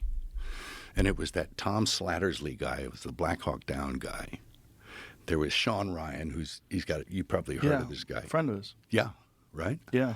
There was a guy called Christian Craighead. You know who that guy is? No. Whoa. And then there was Eddie. They wrote a book about him. He Eddie was Gallagher? Gallagher, yeah. Eddie Gallagher. I was talking to 4 of these guys at the same time. And I didn't know who do you even talk to? But their stories are amazing. Especially, and the one guy I ended up talking to was an SAS guy, British SAS. And he just looks like a bank teller. But he did something extraordinary and incredibly brave and with no regard for himself, only regard for other people. And it was like, whoa, you hear these stories and it's sort of just like, it pumps you up. You think, could I do that? Could I be that person? I don't know if I could. I don't, in a way, I don't even want to ever find out because you have to be in an extreme situation. Right. But hearing about other people and how they behave in situations that are difficult is very inspiring. So, it's, there's so many of those stories around and through history. Well, that's another unique thing about human beings is that we learn from others in a very extraordinary way. Mm-hmm. And that's one of the reasons why we like stories. Yeah. Why we like myths and fables, because there's lessons you can apply to your own life without having to actually go through those things. Yeah. Well, that's right. I made a film about that guy, Desmond Doss. I don't know if you saw it. It was like Hacksaw Ridge. It was this film, and it was about a medic who figured so much killing going on, he's going to go into the battlefield and save lives. And he didn't have a weapon. And he was in the worst place on earth. And he got a Congressional Medal of Honor because he kept going in to the worst place possible and dragging wounded guys out with no regard for himself. I mean, who does that kind of stuff? Right. And over again. He didn't just do it once. He did it hundreds of times. He finally got, hit with shrapnel and a bunch of other stuff, but he lived to be an old man. But wow. And it was just pure faith, So, those guys, those kind of stories inspire the hell out of me. Anyway. So, back to this idea of evolution. So, do you believe that evolution exists in animals? Or do you think there's some sort of a natural selection process, or do you think that it is all intelligent design? Well, I think everything was created, right? And maybe things do move on and adapt and change through time, but I think that that's a function of an intelligence also. And, look at the fires in L.A., what's that going to do?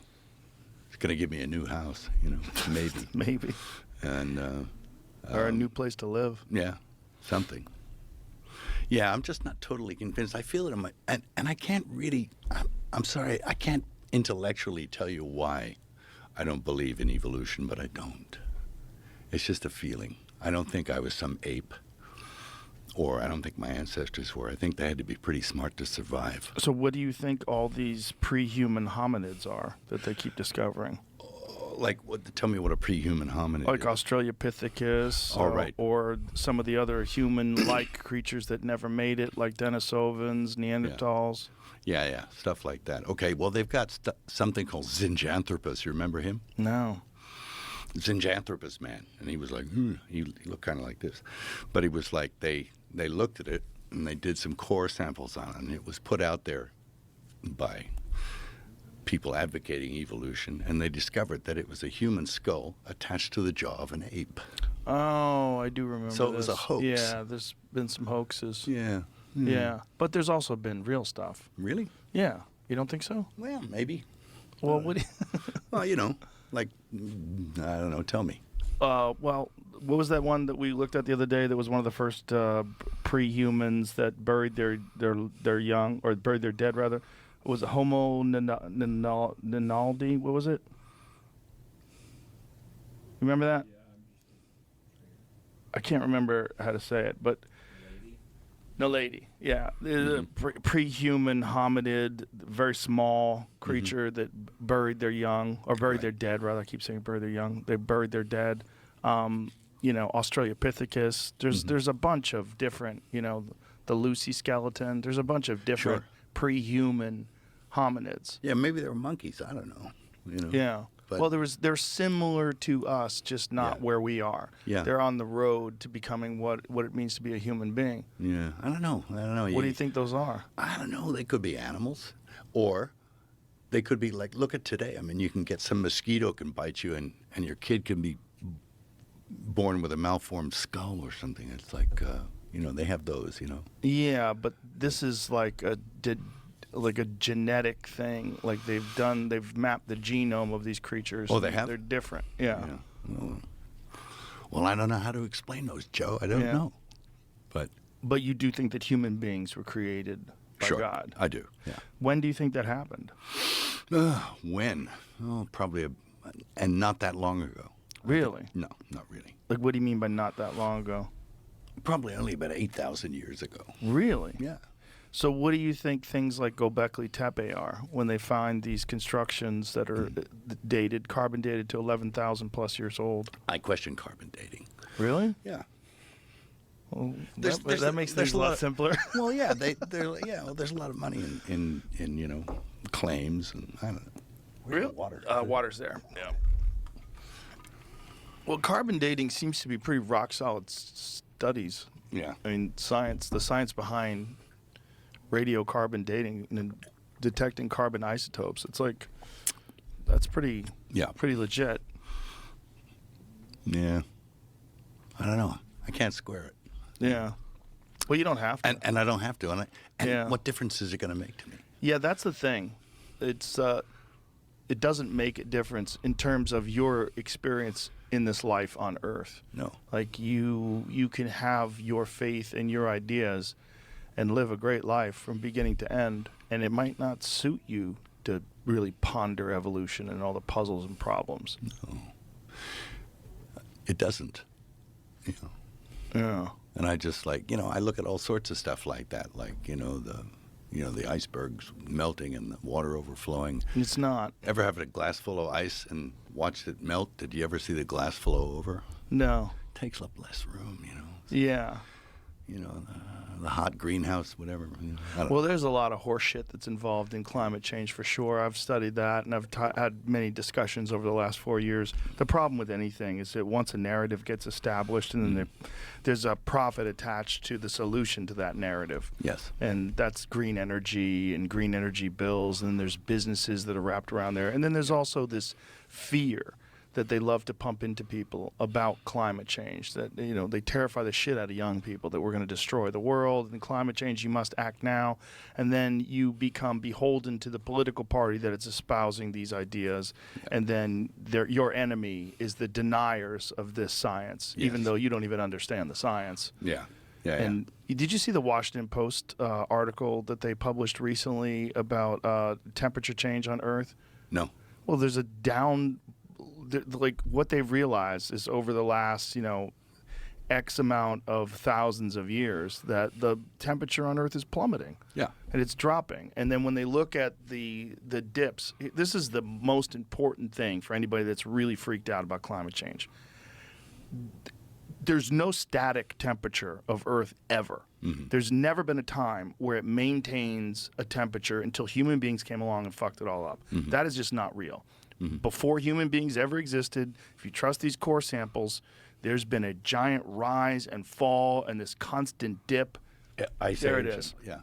Scientists have captured Earth's climate over the last 485 million years.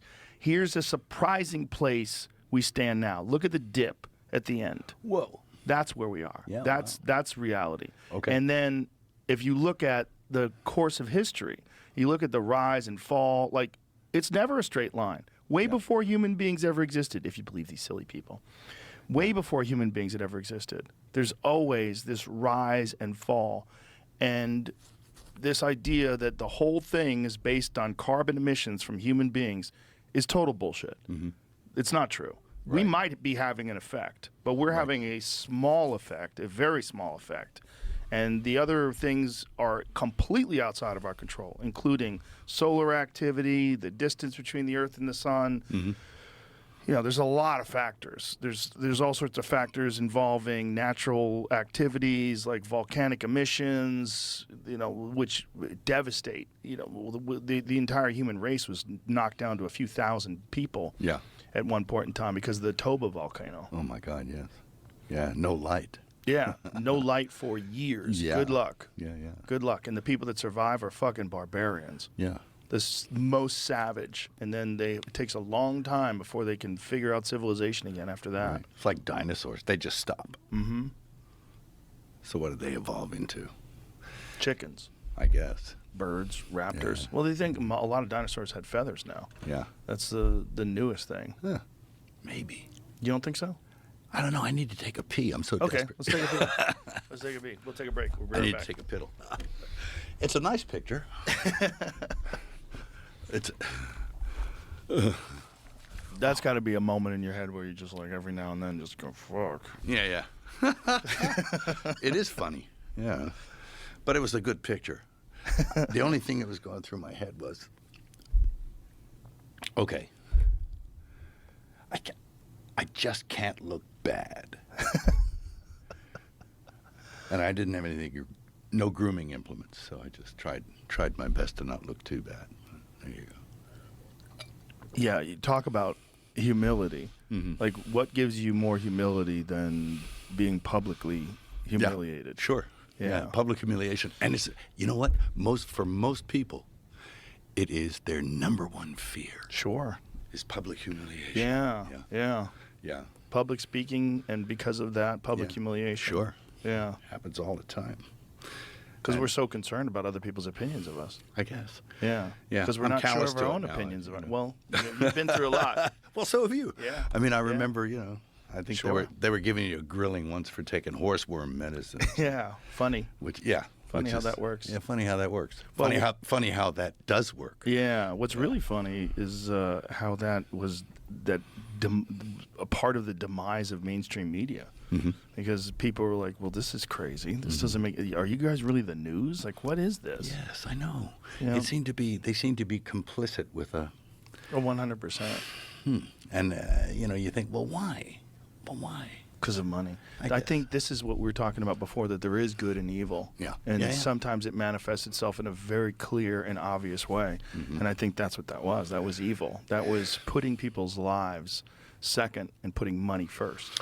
Well, I don't know why Fauci's still walking around. How is that guy still walking around? I don't get it. If just people understand the history of the AIDS crisis and what that guy did back then. Did you read that book? Yeah. Yeah, I read Yeah. the book. I listened to it. Yeah, I did too. I drove up to San Francisco, and I listened to it, and I had road rage. Oh, yeah. And it was like, whoa, how is he still there? First of all, people that don't believe it, how come RFK Jr. didn't get sued? Yeah. How come there's no lawsuits? If there was lies, there would be lawsuits. No, but that's He right. would be publicly humiliated. Instead, they kept that book off bestseller lists. That book sold millions of copies. I know. They hid it. That's when you find out that bestseller lists are actually curated. It's not really bestseller. Yeah. It's censored. It's all censored. Yeah. Everything's censored, But that book is an accurate depiction of what Anthony Fauci did during the AIDS crisis, which Yes. probably was an AZT crisis. Yeah, and more now than it was an AIDS crisis. I mean, it's fairly incontrovertible now that he was Right. fooling with gain of function. 100%. And it's why is he still around? Right. Or at least free. Right. And no repercussions. Yeah, whatever happened to that story where, the wombat and the weasel got together and they Yeah. were horsing around and a bat pissed on him with a pangolin. golden shower. Yeah. It's like, and all of a sudden it was in a wet market. Yeah. Very wet market. You got, Complete total horseshit. And Totally. the scientists that we're supposed to trust Yeah, were pitching that horseshit. It was like the AIDS thing. Some green monkey bit a Qantas steward on the ass. Then he went around the world and got everybody sick, and it was like, ridiculous. If you want to go through the AIDS rabbit hole, look up a guy named Peter Duesberg. Oh, yes, I know. Yeah. I read that book. Yeah, that is Yeah. crazy. 'Cause Yeah, if yeah, he's telling the truth, this is the fucking COVID crisis times 1,000. Yeah. I had him on the podcast way back in the day. It was Okay. one of the earlier guests that I had. It was like way back in like 2010. And it was one of the first times I got openly attacked for someone being on the podcast. There was like, blood is on your hands. I'm like, First of all, no, it's not. That rabbit hole. Look up a guy around the world, Peter Duesberg. Oh, yes, I know. Yeah. I read that book. Yeah, that is Yeah. crazy. 'Cause Yeah, if yeah, he's telling the truth, this is the fucking COVID crisis times 1,000. Mm-hmm. Yeah. I had him on the podcast way back in the day. It was one of the earlier guests that I had. It was like way back in like 2010. And it was one of the first times I got openly attacked for someone being on the podcast. There was like, blood is on your hands. I'm like, first of all, no, it's not. It's 2010. Who's dying of AIDS? Zero attributed, or some people at least are attributed. It's not blood's on your hand. Like, if this guy's correct, he's a tenured professor at the University of California, Berkeley, who is, like, his work on cancer is, everybody thinks it's groundbreaking work, brilliant doctor, but he was a heretic. He was a guy who stood outside of Fauci's The narrative, doctrine and the narrative, and he said, I don't believe that HIV is what's causing this when all these people that are having these immune systems are all heavy drug users. Yeah, well, that's He's right. like, I think this is a disease of a decimation of the immune system due to heavy drug use, and then on top of that, you're prescribing this chemical, this AZT, that kills people. Yeah. They stopped using it for chemotherapy because it was killing them quicker than cancer was. I was in the Sydney Theatre Company in the 90s, and I was going to a funeral once a month of friends. They were all dying. It's crazy in the 80s and 90s. And they were all getting AZT. Yeah, maybe. Yeah. I don't know. Well, the ones that were getting AZT, even the ones that were asymptomatic, like Magic Johnson, they were giving Magic Johnson AZT. He had to stop taking it. Yeah. Because he was making him sick. It was killing him. Yeah. Yeah, I read it. And like, it's even with RFK's book. And he's an amazing guy. People say, oh, he's kooky, he's crazy. He's not crazy. He's not. He's one of the most erudite, he's not, they say he's an anti-vaxxer. He's not. He's not. He's like, he's a very shrewd, he's never lost a case, I don't think, when he brings something to suit. I don't think he's ever been defeated. But that book is not just him. It's him and about 1,000 highly qualified scientists and physicians commenting on Yes. the whole situation. So Yeah. when you read it, it's a pretty convincing document. And you're right, nobody sued him for it. Yeah. It's pretty scary. Well, not only did they not sue him, their response is to try to ignore it. They don't want to debate him on it. They don't want to do anything. No. They want to just ignore it and hope it goes away. But it doesn't go away. And the more people talk about it, the more people read it. And when you do read it and you go, if this is true, what the fuck is going on? And how is that monster still loose? Yeah. Oh, well. And he seems like a monster. The way he talks about things, he just seems. Well, first of all, there's so many instances of him lying. There's so many, like, where he said one thing, 2 years later it turns out to be a lie. Said one, like, whether it is the natural mask thing, or the mask thing, whether it's the natural spillover, the lies about gain of function to Congress.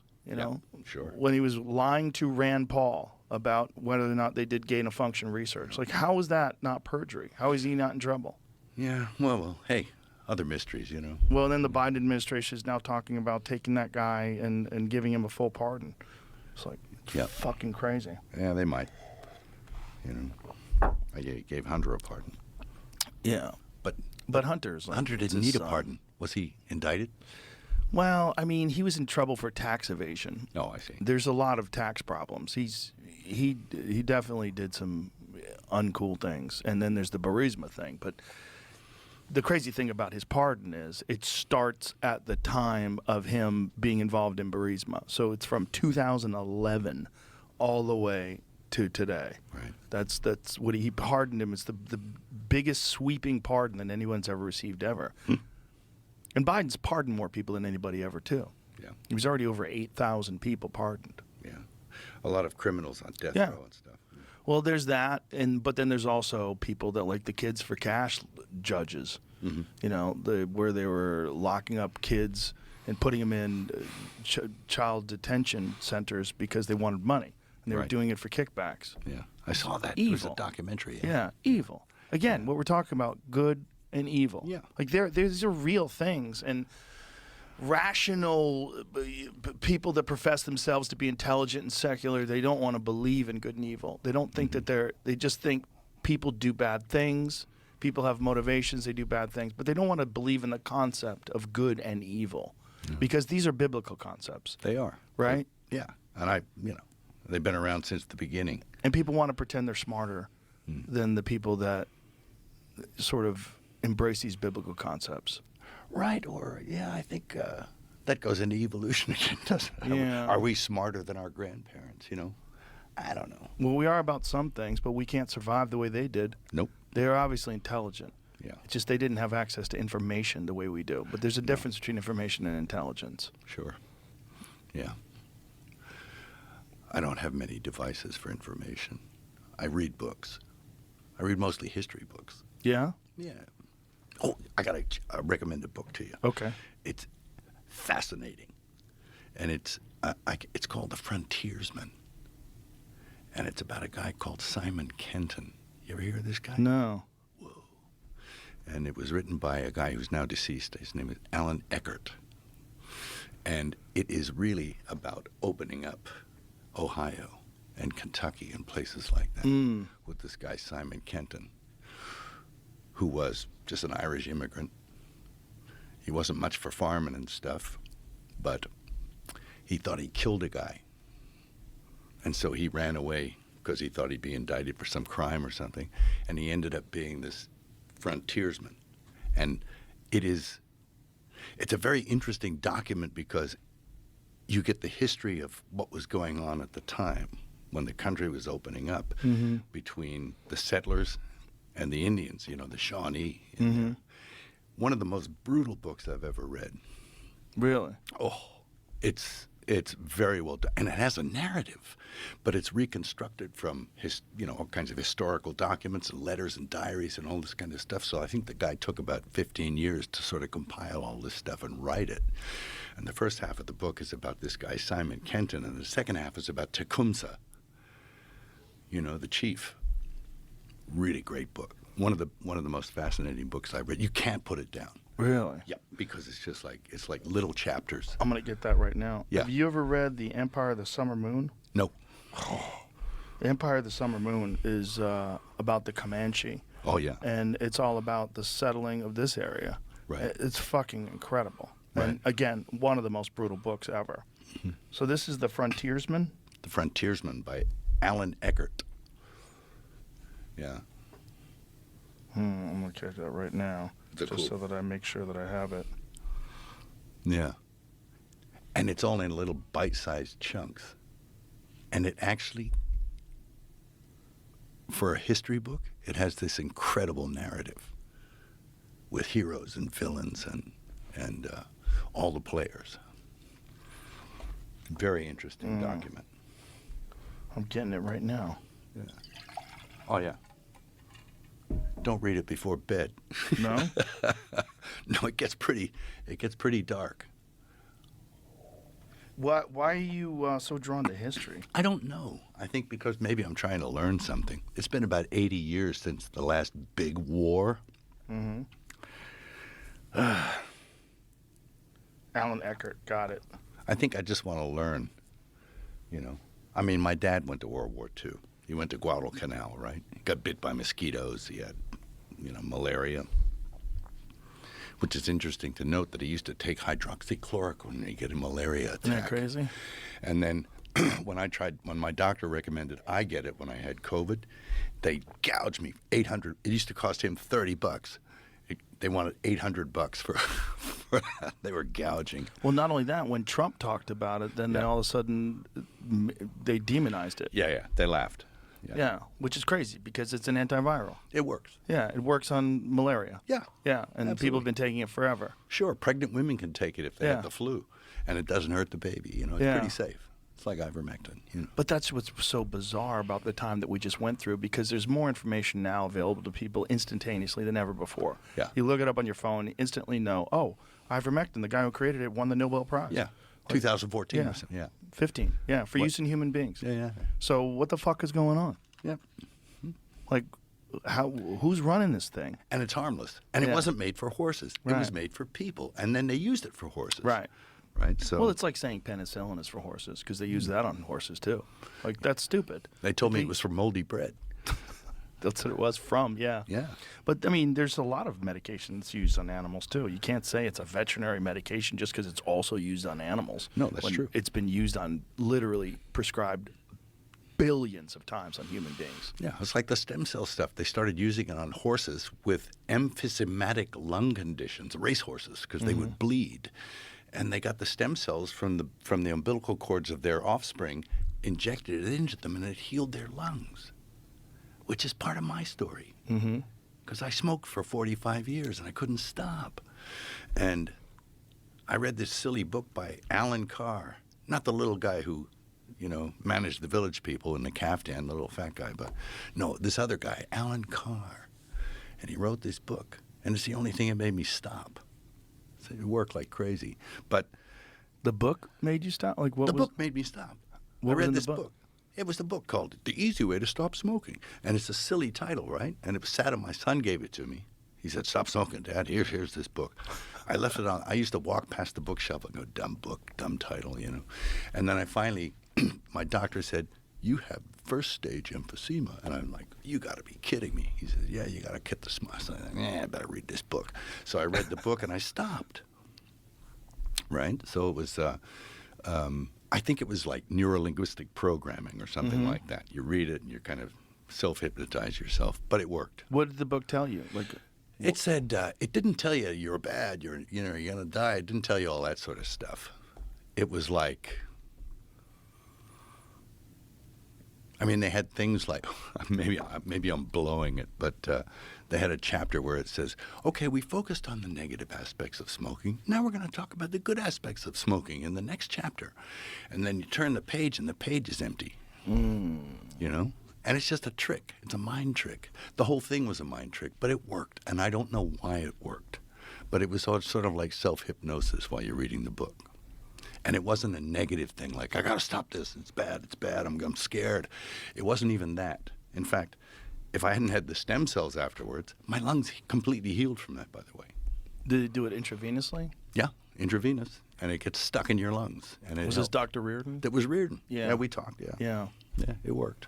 Stem cells are incredible, and the fact that you can't get them the way they can get them in overseas, the way you can get it in Panama, where Reardon has his clinic, and Tijuana. They're getting better here. They're getting better, but there's so much resistance because of the FDA. Yeah, sure. And the resistance is purely because of money. It's an evil thing. It's not because they're not effective. It's not because they're dangerous. It's just because of money. I think so. And, there's an agenda. I think, pharma wants to keep you on stuff. Yeah. They want to sell you something. So if there's a surefire cure for something, it's not necessarily hailed. No. Well, and then there's also the problem of the media. The media is lockstep in with these businesses that are promoting these things. Yes. And they're not giving you information. They're giving you propaganda before they're giving you information. Propaganda is more important to them than information. Yeah. And that's what's crazy. It's like, we're counting on you guys, and you fucked us. You fucked us for 4 years with this COVID thing, and now you expect us to listen to you about the fucking swine flu or the bird flu or whatever other thing you're trying to freak us out about, which always coincides with some sort of a political event. Like, here it is, the inauguration of the new president, and oh, look at this. There's a new disease. What do we got now? What is it? Yeah. Do you think there will be? Well, there is. There's this fucking swine flu, H5N1, whatever it is. I thought it was bird flu. One bird flu. One person died. One person in America, first person died, 65 years old with a bunch of comorbidities. Yeah, okay. And which is usually what it is. But by the way, 65 people with a bunch of comorbidities die all the time of nothing. They die of anything. This is like a car that's falling apart, and you run over a nail, and the nail killed the car. No, that car was falling the fuck apart. Yeah. Like the nail you ran over was the last nail in the coffin, but the thing was falling apart. I got COVID from my gardener, and he had it first, and then I got it. And I was like, did I grab the hose or what? What was? I don't know. But it was. I knew the guy for 20 years, and we both went to the same hospital, and he died, and I didn't. Jesus. I think we both got remdesivir, which is not good. Not good. Not good. Man. Causes kidney failure. I know. I couldn't walk for 3 months after I had that stuff. Really? Because it kills you. I found out afterwards it kills you, and that's why I wonder about Fauci. Oh, you should wonder about that guy. When meanwhile they were trying to stop people from getting monoclonal antibodies. Yeah. Yeah. Well, they've restricted monoclonal antibodies, which is fucking insane because they wanted to promote that vaccine because they wanted to profit off of it, which brings us back again to evil. Evil's real. It's real. Putting money over human lives is evil. I agree. It's a real thing, and there's a temptation to do it too, which is even more crazy. Yeah. I don't believe that there is anything that can afflict mankind that hasn't got a natural cure for it. I think that there has to be. It just makes sense to me. Now, I couldn't prove that, but I just believe that. Yeah. That there's got to be something that cures things. And I'll tell you a good story. Okay. I have 3 friends. All 3 of them had stage 4 cancer. All 3 of them don't have cancer right now at all. And they had some serious stuff going on. And what did they take? Jesus. They took some, what you've heard they've taken. Ivermectin. Fenbendazole. And fenbendazole. Yeah. That Yeah, stuff. I'm hearing that a lot. They There's- drank hydrochloride something or other. There's studies on that There's- now where people have proven that People they've drinking methylene yeah. blue and stuff like that. Yeah, methylene blue, which was a fabric dye. Yeah. Yeah, it was a textile dye. And now they find out it has profound effects on your mitochondria. Yep. Yeah. This stuff works, man. There's a lot of stuff that does work, which is very strange because, again, it's profit. When you hear about things that are demonized and that turn out to be effective, you always wonder, well, what is going on here? How is our medical institutions, how have they failed us so that things that do cure you are not promoted because they're not profitable? That they can't control it. They don't have a patent on it, whether it's vitamin D, K2, and magnesium, Yep. you know, Well, yeah. I'm doing zinc all and that- I do all quercetin. that stuff. I do all that stuff. Did you do the Brecca thing? Yeah. Yeah. Yeah.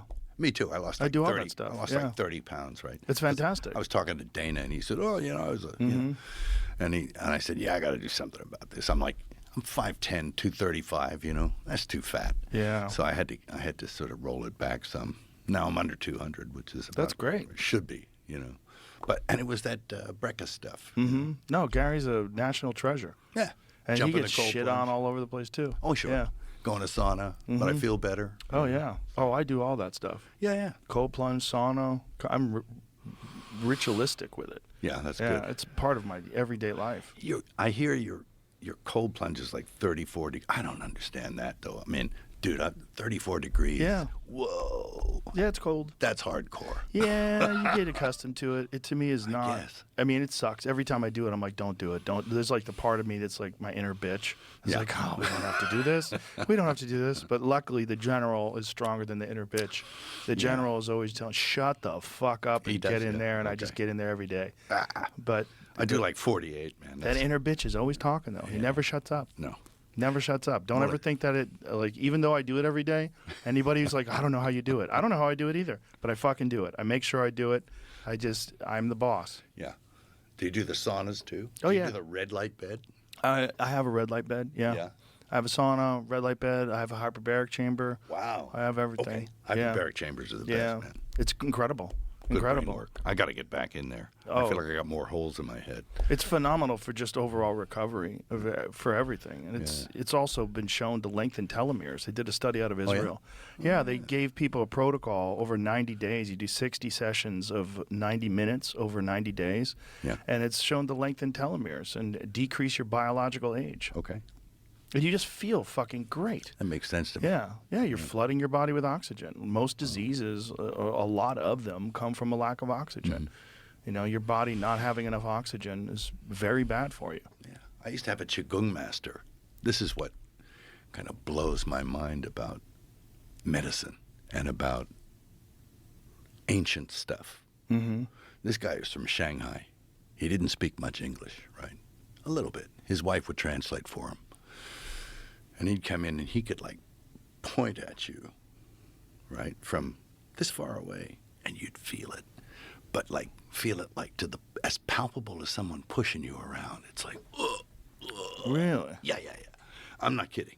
They like What year this. was this when this was happening? Oh shit! I met him when I was like 40. Yeah. He only just passed away. Damn, too bad. I'd like to meet that guy. Oh no, there's people like him. There are others Yeah? like him. Oh yeah, he's not the only one. He learned it from somebody, and I think he imparted some knowledge.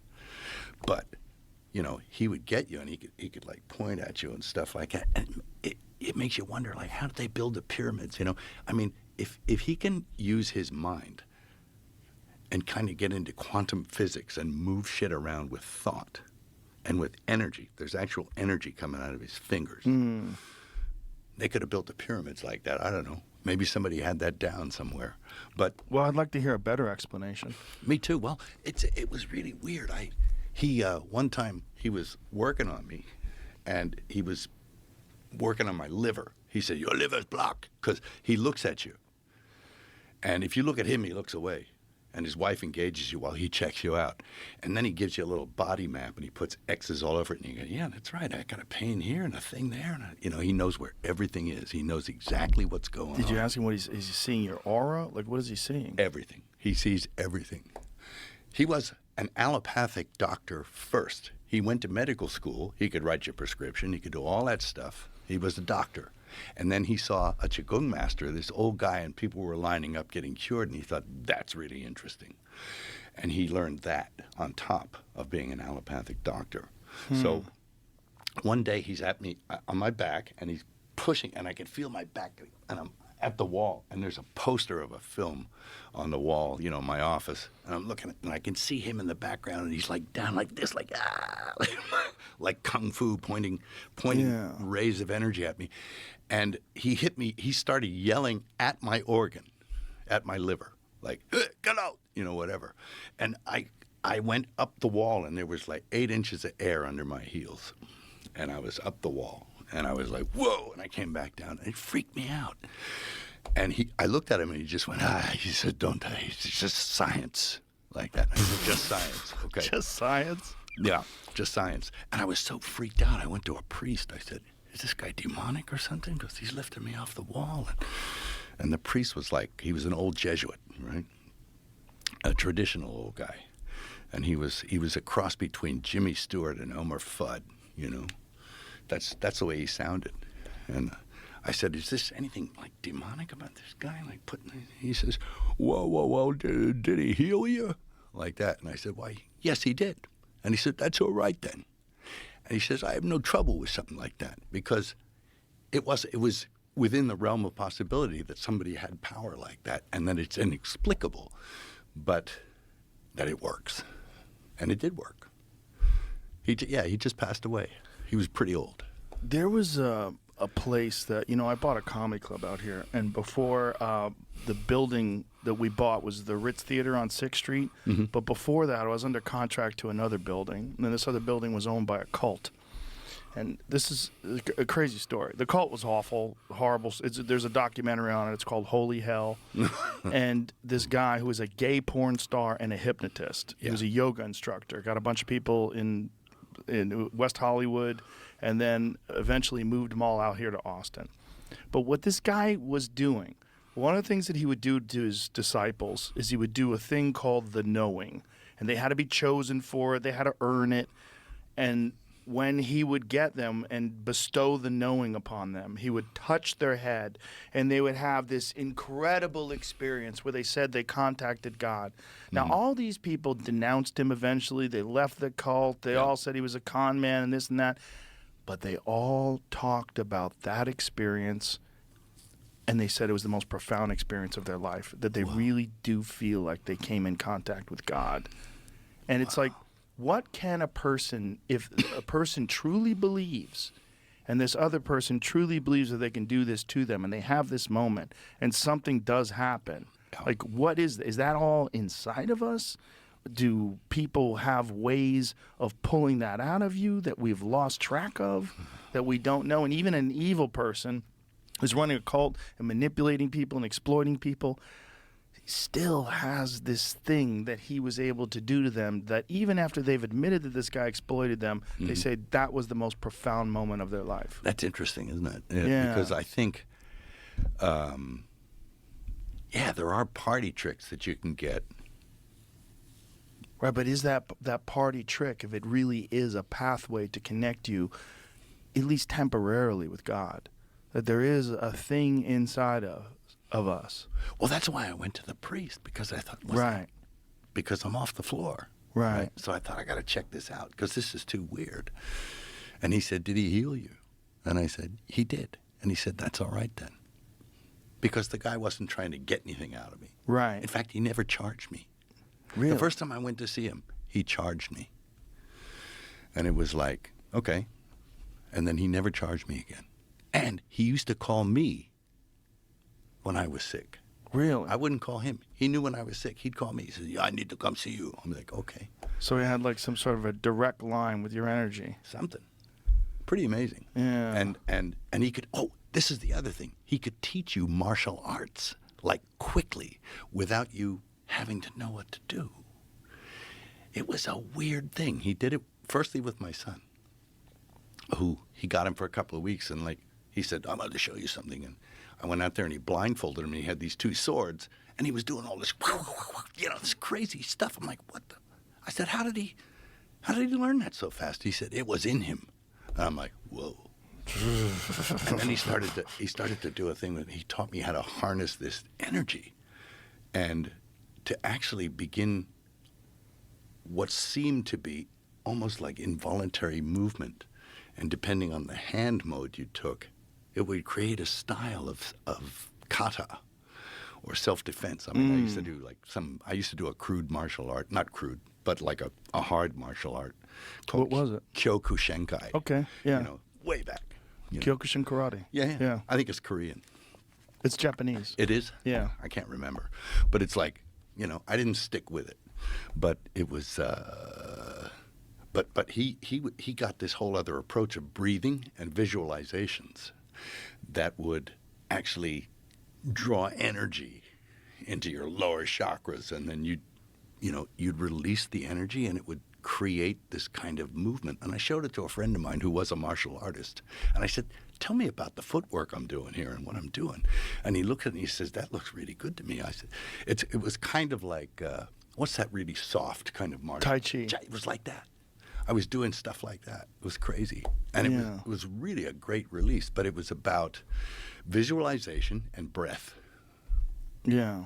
And the release of that energy that you pent up from all around, that you visualized, manifesting itself in you. There's got to be something to all that stuff. People have been practicing Tai Chi for a long time. Yeah. They wouldn't be practicing the same movements for all these years if it didn't do something. Yeah. Pretty interesting. Yeah. It keeps people young and healthy. They do it in China. You see groups of people out in Asia sort of out there in groups doing it all in unison. It's like, it's a good thing. Exercise. Yeah. What do you do now for exercise? Oh gosh, I'm terrible. I've come off. I'm falling apart. I got dead guys parts in my shoulder. I've got cadaver parts. This shoulder fell apart. This shoulder fell. A hip, a foot. It was terrible. I couldn't walk for about a year almost. Really? And so you fall down. That's partially why I had to go and see Breca to sort of get the couch potato stuff off. But I lift weights and I do some, walking and stuff like that, like really get your heart rate up and stuff like that. So, I'm trying. Hey, I'm 69 years old, so it's like it's getting to be like 7 decades worth, Yeah. But I want to stay fit if I can. And I banged myself up a little too much in my early life, so I'm paying for it now. And like in your 60s, man, you're not there yet, but stuff starts like giving up on you. Yep. It's like, No, I feel it in my 50s. oh yeah. How old are you? 57. 58 is when it starts, man. This Oh, is when Jesus. that's when I first noticed it. It was like, oh, what's going on with this here, the shoulder, and I went down to Reardon, of course, who shot it up with stem cells, and it was good for like 2 years. You just got to keep going back. Yeah. Yeah. I didn't go back often enough. That's the thing. I think it's just your body's just not going to heal the way it did when you were younger unless you consistently get therapy for that. Yeah. You're in good shape, though. Yeah. I mean, so I was in reasonable shape at 58, and I think I'm in reasonable shape now. But I'm just, it's just trying to push the old man off and using various methods to do it, Yeah, that's what it is. Keep Yeah. the body as young as you possibly can. Yeah. Yeah, and demand a lot from it. That's what I do. Yeah, I just demand a lot and make sure I recover. I think a lot of it's about meditation too. You know, you can actually get into a good headspace that kind of cools you out and stops the stress, even no matter what's going on. I'm going to have to do it tonight when I find out whether I still have a home or not. You know? Yeah. So. Well, if anything looks demonic, it's the fires in Los Angeles. Yeah. I remember one time we were filming Fear Factor, and we had to drive home. We had to cancel a shoot or end it early and drive home because the fires had hit. And this was like up, we were off the 5, and driving home for 50 minutes on the highway. The right side of the highway was in flames. Yeah. Like Lord of the Rings, like Sauron is coming over the top. It looked fucking insane. It's biblical. Yeah. It looks insane. And you got to be careful too, because you could die. And Oh, you know, if 100%. you can't breathe, I mean, come on. If you can't breathe, or if the cars in front of you catch fire and the wind blows this way and all the cars catch fire and you can't get off the road because to the right of you is on fire, to the left of you is on fire, and the fire's coming up the highway. Oh yeah. Yeah, people have died that way. And it can happen in an instant. Yep. I got hung once by mistake. I was on a film set, and I had my neck in a noose, and I was directing the film. So I'm on a ladder, and I'm like, so I'll just be hanging here like this, man. And then the next thing I knew, I was waking up. I was on the floor, you know, and there were all these people standing over looking at me, and I'm saying, what are you people doing? Get to work, you know. It was like, and they said, well, you hung yourself. I said, whoa, you kidding me? It happens in an instant, and you don't know it. It wasn't painful, nothing. I was just gone. Well, you probably got choked out. Yeah, choked out by the noose, and then they grabbed me by the legs and got the rope off. And Jesus. Like during Braveheart, it was. Oh, really? Yeah. Oh, wow. It was funny. So I found out what it was like to sort of go into the next realm. But of course, we did. I was fortunate enough to work with Horion Gracie 39 years ago. Yeah. You know, he'd just come from Brazil. Well, I remember when you were doing Lethal Weapon. It was the first time I'd ever seen jiu-jitsu in a movie. A leg choke on film. Yeah. Horion taught me the leg choke. He said, now you grab your foot and you. Yeah. Like, okay. And it was cool. But it was, now my girlfriend does it.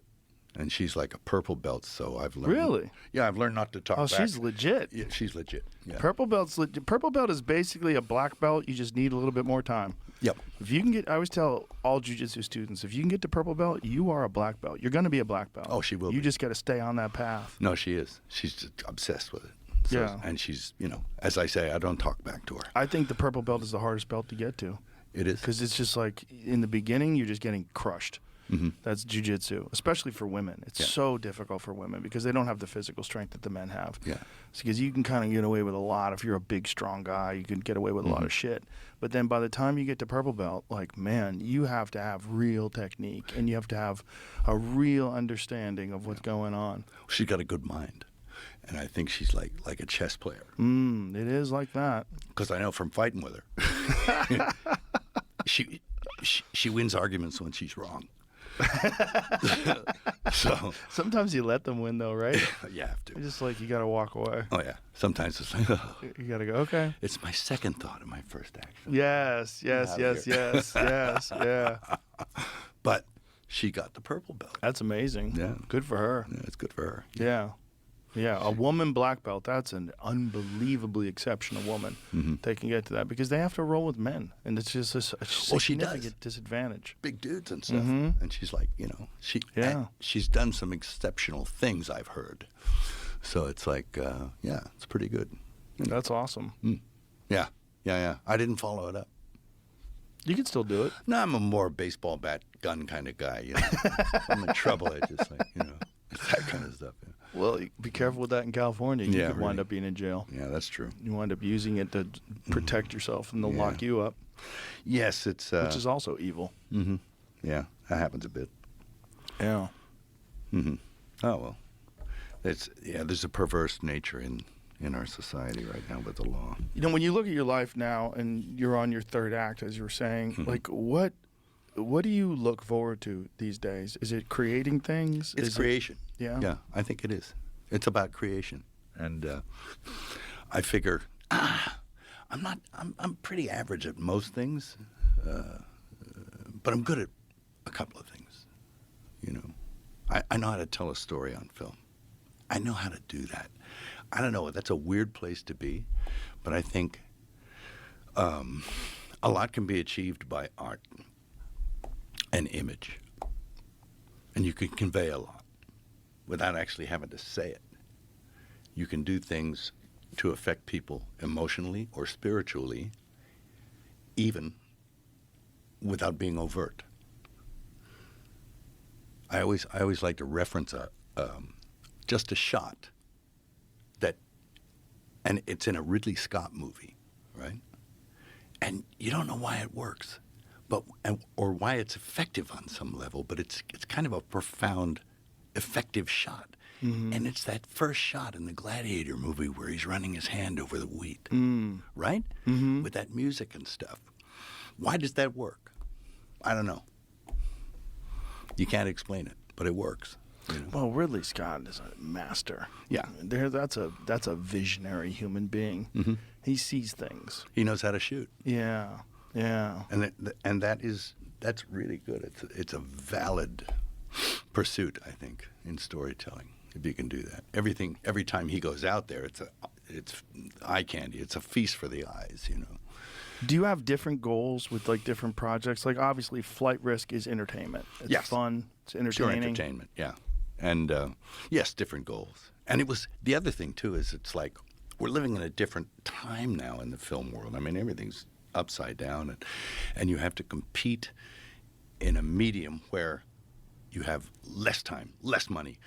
Do it fast. Do it now.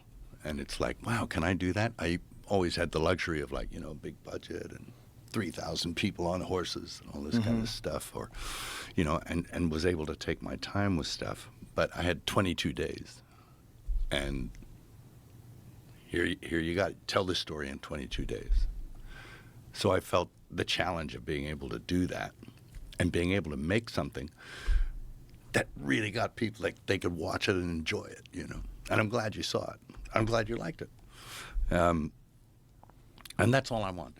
I just want people to have a nice little ride, a fun ride, entertainment. But yes, you have different goals with things. I mean, the next thing I'm going to tackle is more profound for me. It's going to take more out of me. This is the resurrection story. Yeah. And I even have to change my entire life to do it. How so? You can't go into a project as profound in nature as that without somehow preparing yourself for it. It's like preparing for a fight, you know. Right. It's like you have to be fit for the fight. And yeah, so you have to spiritually prepare yourself for that. And that's going to take some sacrifice. And because, I profess this and I profess that. I'm not a great example of Christianity, you know. I'm just, I'm flawed and I make a lot of mistakes, but I have to try and be better somehow in order to go in and make that film. So what does that mean? I think I know what it means, you know. Well, one of the things that I thought was fascinating was reading and listening to Jim Caviezel talk about his experience playing Christ in your film. Yeah. That it just truly changed the course of his whole life. Well, it was fascinating to watch him work, actually. And most of the time, I just backed away because he was doing something that, and I've seen a lot of people portray Jesus in films, right? And I never buy it. You can't quite buy it. Something creeps in to color it that's not, something's not right or discordant. And some of them are pretty good, but you never quite believe it all the way. What was the Willem Dafoe movie? Oh, that was a Scorsese film. Right. What was that called? The Last Temptation. That's right. Which, interestingly enough, I was in a hotel in the Savoy and I had food poisoning. I was near dead I ate a bad oyster in London. And I was dying in a hotel room. And I couldn't even leave. It was the worst. I think it was like salmonella or something. And I saw this cord on the side of the bed and I pulled it. And all of a sudden, a door opened up and a butler like Jeeves came in. He says, "Yes, sir." And I'm like, whoa. And I said, "I'm really sick." I said, "What do you think I should eat?" "Might I suggest some warm consomme and a cup of tea?" I said, okay. So this butler took care of me in this hotel. But while I was there, Scorsese calls the room and he says, come here, I want to talk to you. So I go in and talk to Martin. And he's in his room, and all the windows, the screens are drawn. He's got 18 different TVs going on at the same time in this dark room. And he's talking to me about Last Temptation of Christ, and he wants me to play Jesus. And I said, Whoa. I'm not doing it.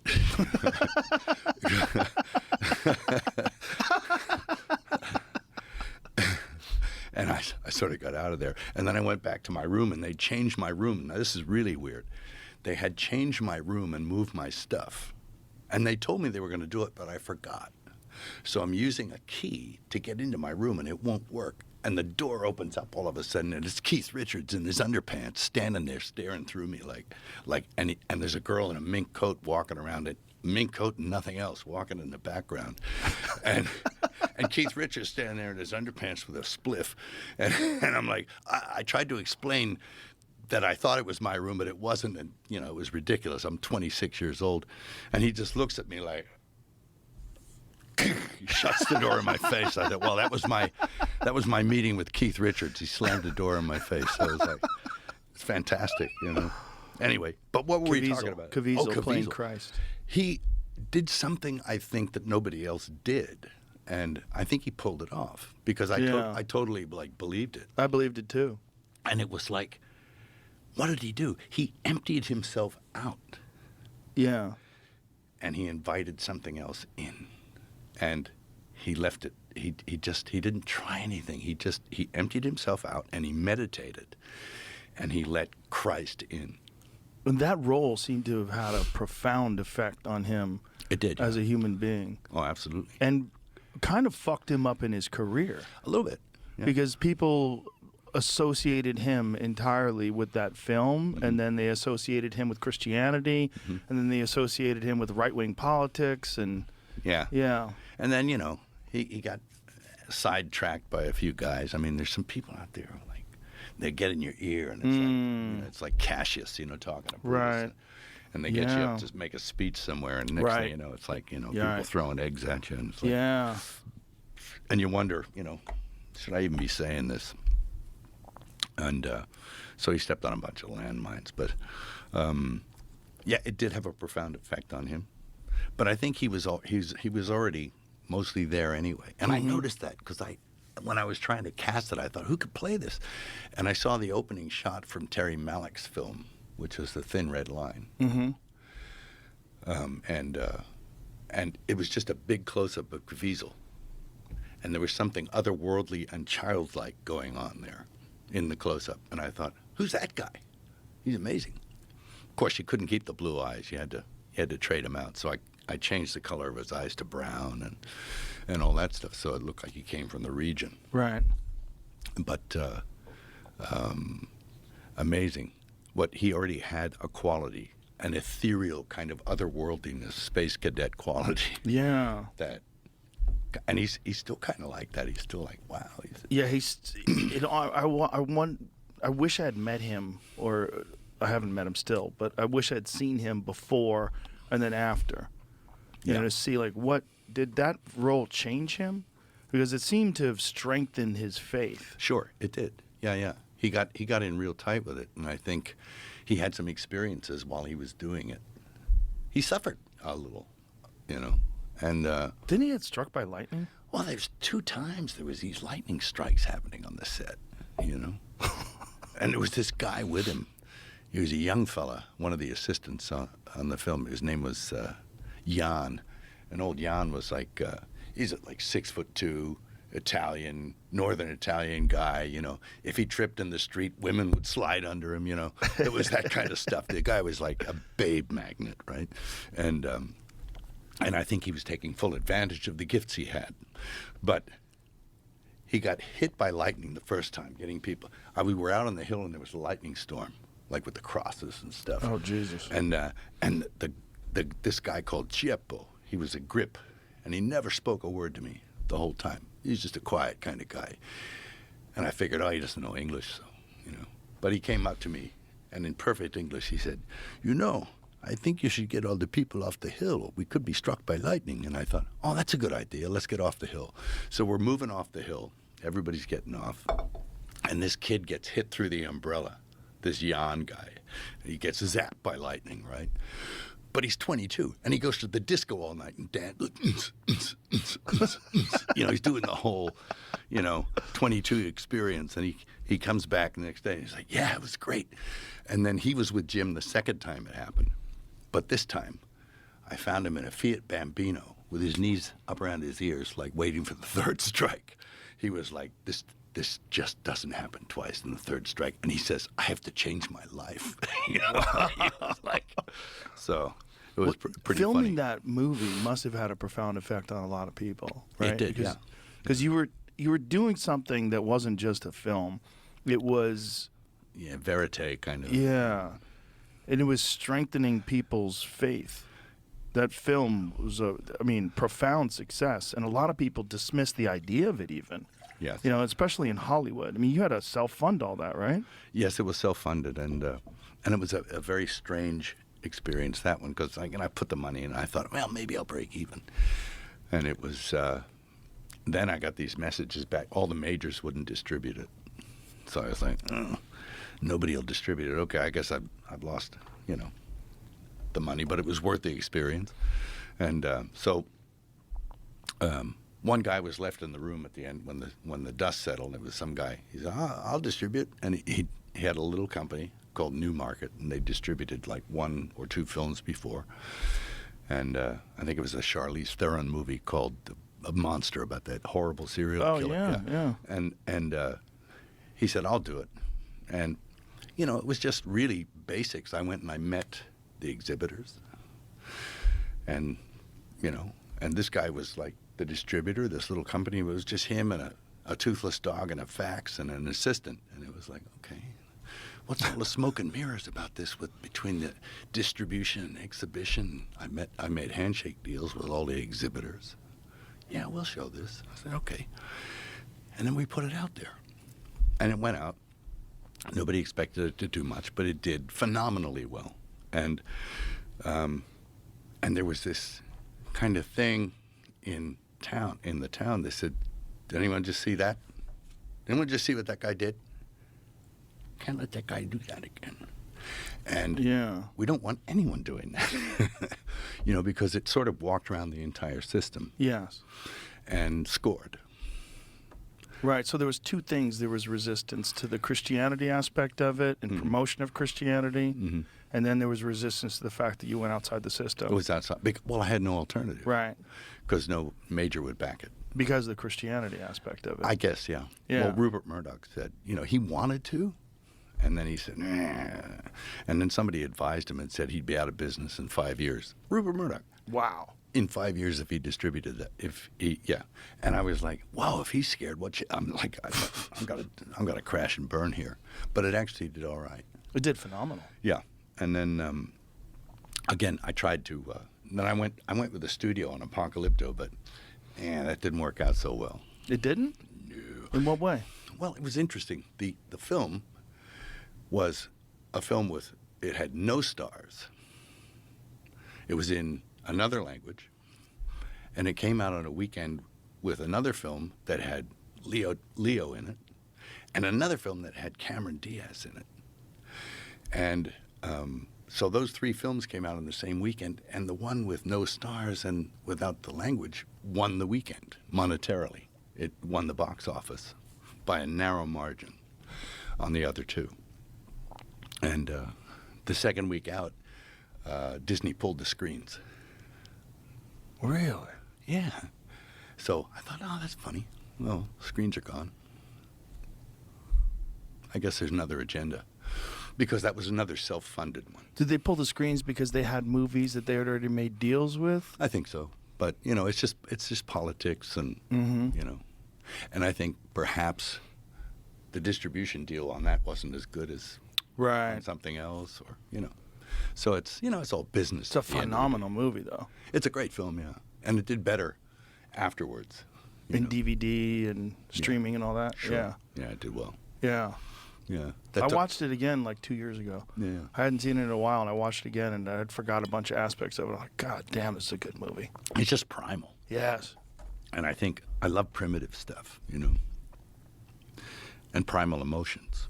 I mean, basically, it's a guy just trying to get back home to save his wife and kid, and he's got a lot of obstacles in the way, like jaguars and bad guys chasing him and trying to skin him and trying to rip his heart out.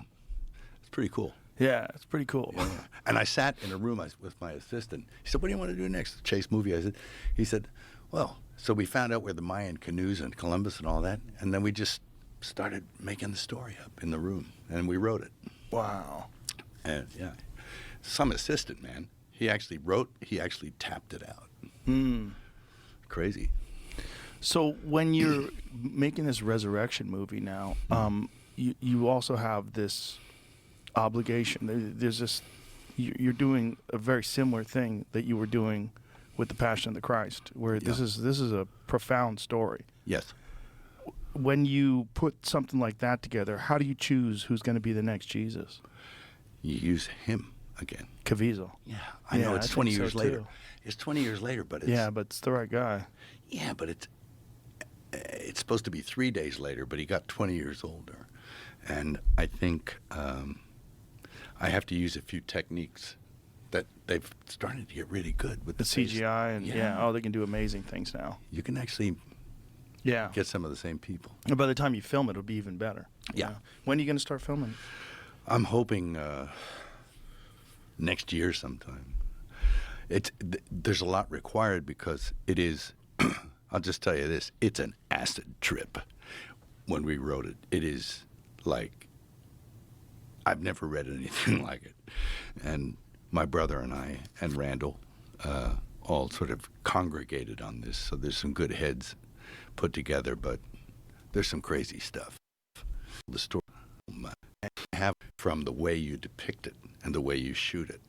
So I've been thinking about